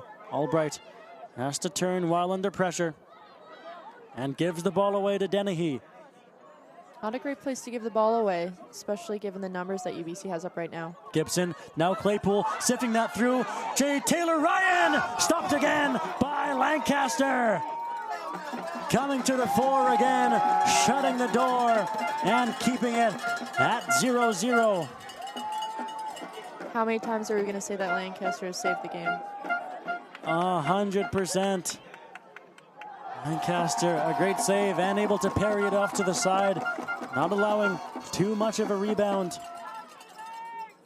Taylor Ryan, how many chances has she had on the keeper's netminder? I think she would have probably liked to have a bit more power behind that, but the touch behind her was really top class. Acevedo has to turn with it. Discipio, Acevedo. Lauren Rowe takes the ball down. Tried to find Ali Rowe. Lauren Rowe trying to win it back, and she does on the near side. Lauren Rowe, watched by Claypool. Overlapping run, I'm sure. Yeah, there it is. And here's Discipio. Discipio will look to cross this ball in low along the deck. It's spilled, though Dennehy didn't get the clearance she wanted. It comes to Rehal, and danger is avoided for the Thunderbirds, stepping up as Hatfield. But now at the far side of the pitch, here comes Gibson. Gibson away from Acevedo, in towards goal. Gibson still going, sifting that through for Rehal. Now forced wide, a sharp angle for her, and that will go off of Bowser, and we'll get a corner kick. UBC has had a lot of experience with corner kicks in this game, and they haven't been able to convert one yet. Maybe this is the one. What a big opportunity it is in the final minutes of overtime. It'll be Dennehy to take this corner kick, right-footed. It will swing out away from goal. It's Dennehy with the delivery, and it bounces around. It's loose in the 6-yard box, and somehow it stays out again. Last-ditch defending. And from the Capers, and Lancaster again shaken up on the play. Just going to take a second look at that corner kick here. Definitely one of UBC's better corner kicks. I don't know how this stayed out. It's like right on the goal line there. Rehal and Ferreira couldn't find the ball. It was in between her legs, and she was looking the wrong way. Lancaster came out, had the ball sift right between her hands. And somehow, we are still tied 0-0. It'll be a drop ball, and we're back underway. Here at Wickwire Field, that's swept right back in and headed away by Hatfield. Excellent work. Dorkson. Now back to Gibson. Gibson now to Rehal. Rehal has a crack towards goal, and that won't trouble Lancaster one bit. Not the hardest ball she's had today, that's for sure. No, definitely not. Lancaster. Touch from Lauren Rowe, almost able to turn with the ball herself, and that's punted all the way back, where Hatfield will chase after it. She's watched by Taylor Ryan. That ball will find the touchline. Substitution coming from the Thunderbirds. Checking in is number 2. So coming back in for the Thunderbirds will be Holly Whalen. And coming out will be Taya Dennehy. What a body of work it has been for her today. Those crosses from the corner flag especially. Yeah, especially that last corner. Probably one of the better ones, chances that they had all game. Loose in the 18-yard box for a moment. That will roll out for a goal kick for Ellie Lancaster. As we inch closer to penalty kicks here in this semifinal between the Cape Breton Capers and the UBC Thunderbirds. That's right, only about 6 minutes left of this, plus added time, and then it's off to PKs, which, as I said earlier, I don't think either team wants to go there. Both look like they want to win it right now. Ali Rowe sends that ball wildly up off of the head of Rollins, but first contact to it goes to the Capers, left it over the top, and out comes Dakota Beckett. She will claim the ball. Very authoritatively, I might add. Yes. She'll play it to herself and punt it up the pitch. It goes past Bowser as well as Rehal. Rehal gets past Bowser. Danger here for the Capers. Rehal, sharp angle, Rehal. Lancaster again comes out and saves her back 4 blushes. Are you kidding me? Ellie Lancaster, how many times has she saved the day? Caitlin. Gotta be at least 4 times now. 4 solid times in addition to all of, just the regular maintenance she does back there. And now a ball through into the 18-yard box. Dorkson, a chance. Dorkson! Lancaster! It's Bill. The rebound comes. Dorkson scores! The Thunderbirds take the lead. Less than 5 minutes to go in the overtime frame. And what a way to impact the game. Dorkson coming in as well. 1-0 after 3 great saves from Lancaster on just that last opportunity. Dorkson and the Thunderbirds with no quit on the play. We'll see it here. Dorkson, Hannaford defending her. 1 shot, saved, but the rebound comes back out. The second shot, I can't believe that save from Lancaster. Absolutely, but you have to really give it to Dorkson. I mean, not just for fending off the defender, for taking the shot, but also being there for the rebound. That's exactly the type of impact you want to have when you're coming into a game like this with only 4 minutes left. And that's heartbreaking for Lancaster. You'd hope that she would have a defender there to try to clear the ball away. I mean, she's been back there on her own several times already this game. There's only so much you can ask from her. I mean, yeah, she has been hung out to dry on countless occasions by the Capers defense. It really was only a matter of time, but despite the score, Lancaster, the player of the match. Absolutely. For sure, for both teams. And you can see now, UBC walking a little slower than they were a couple minutes ago. Now coming onto the field is Jamie Lynn Provo, number 18 for the Capers. So this is going to be UBC's first short corner, and you can imagine why. They're just going to try to kill time. Have you done that before, Caitlin? Yeah, I'm not too good at it, though.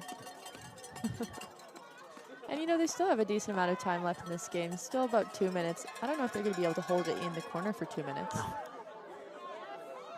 That would be quite the feat, but they are where they want to be right now. The Capers, the field length away from the attacking goal.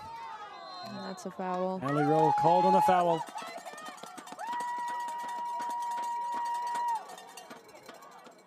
Taylor Ryan is going to take her time with this.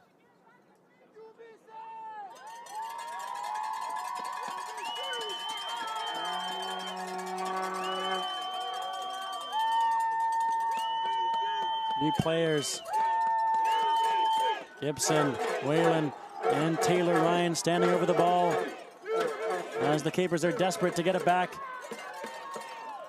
That's played out again. This has got to be so frustrating. It is one of the more, if not most frustrating things a team can do, especially in a game like this, especially at the time of game. And now, of course, UBC making a couple subs. Another attempt to just make the clock keep ticking. There is extra time added after the end of this, but everything you see here is intentional. Coming into the game for the first time today is Eva Alexander, number 15 in blue.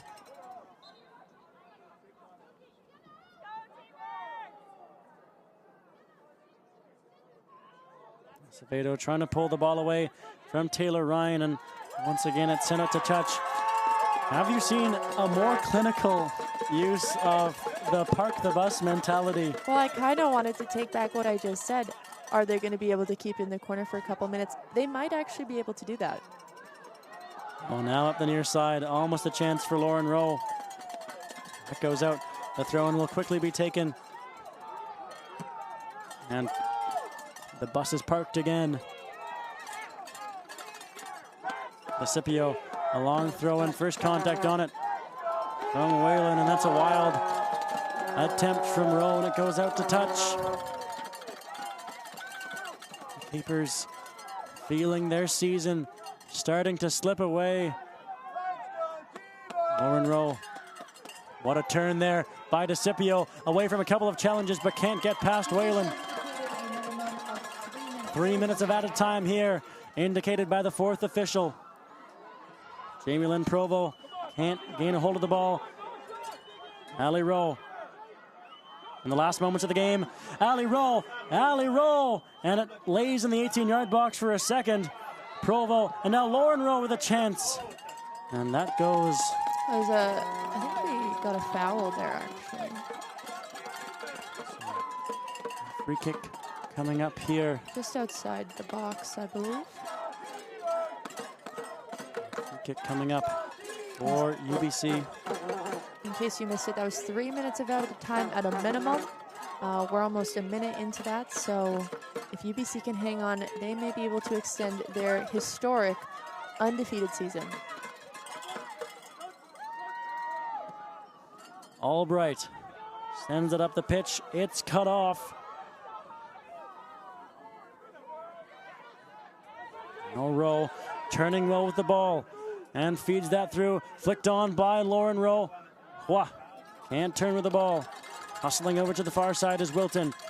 In the dying moments of this semifinal, UBC leads CBU 1-0. Wilton trying to sift it through for Provo. And that will go out along the near touchline. Sprinting over is Bowser to take the throw in. Bowser easily intercepted.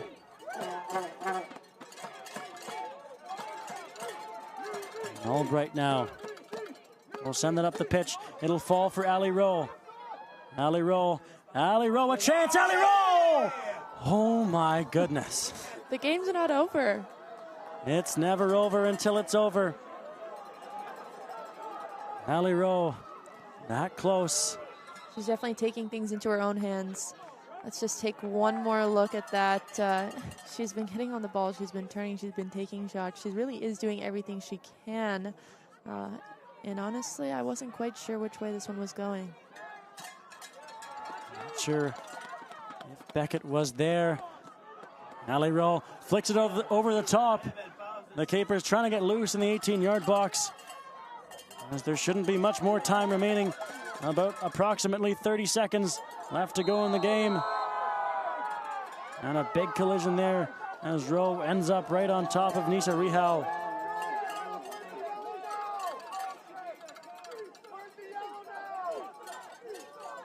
Local fans in attendance, eh, Caitlin? Appeals from the crowd for a yellow. I'm not sure if that's the correct call here. But certainly a lot of heart here tonight at Wickwire for both UBC and CBU, which is quite impressive considering we're going coast to coast here with these two teams.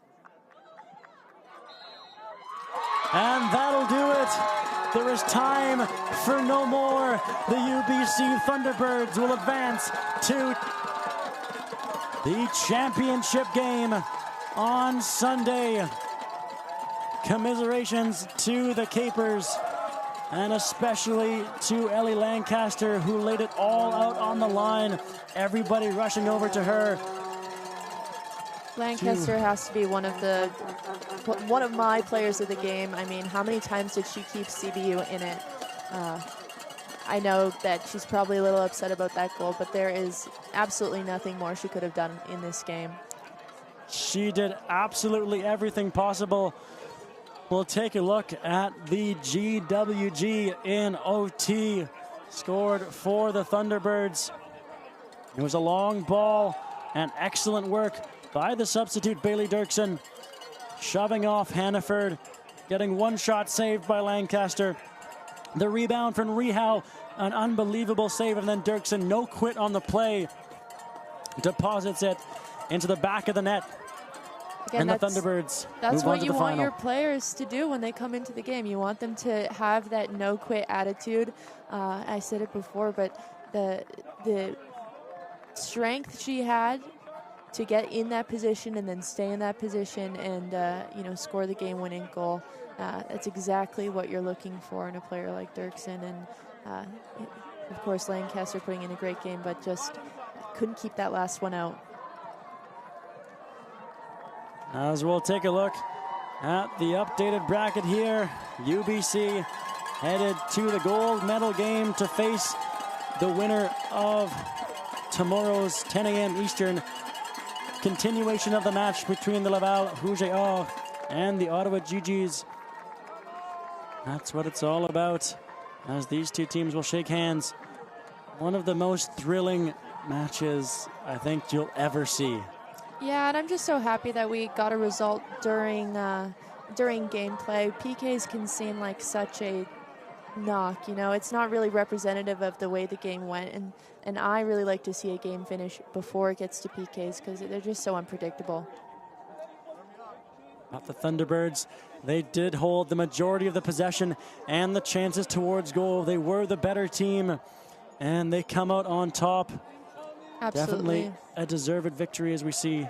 They came out strong. I mean, they weren't able to capitalize on any of their early corners, and then there was a couple of chances, especially by Taylor Ryan, that came so close. So happy to see them take away the win. I do think that they were the better team here, but not for lack of effort by CBU. CBU put up quite an impressive fight, and as you can see here, now they're applauding their fans who...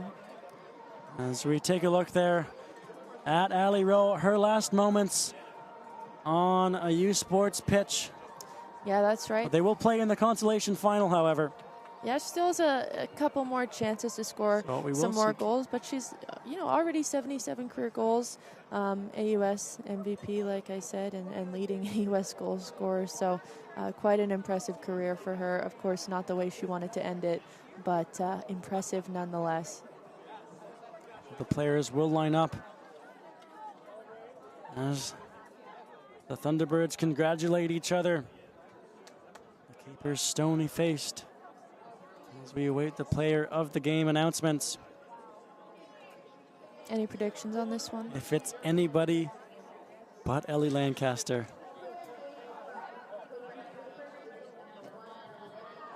It is Ellie Lancaster, the player of the game. And who else could it possibly have been?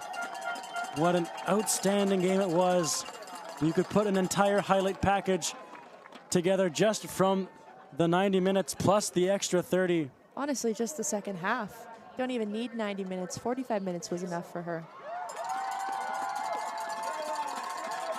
And then the UBC, player. That's Sarah Rollins. She had quite an impressive performance with Tim, the athletic director of Dalhousie there. Great. So the final score, ladies and gentlemen, the UBC Thunderbirds won, the Cape Breton University Capers, no score. Make sure to tune in tomorrow at 10 a.m. Eastern Time for the continuation of the Laval Rouge et Or taking on the Ottawa GGs. That'll do it for us here tonight. So on behalf of Caitlin Clark, thank you so much for joining us here. Producer Ed Milligan and our Universum Media crew here in Halifax. My name is Desmond Thomas. You've been watching U Sports on CBC, where champions are made.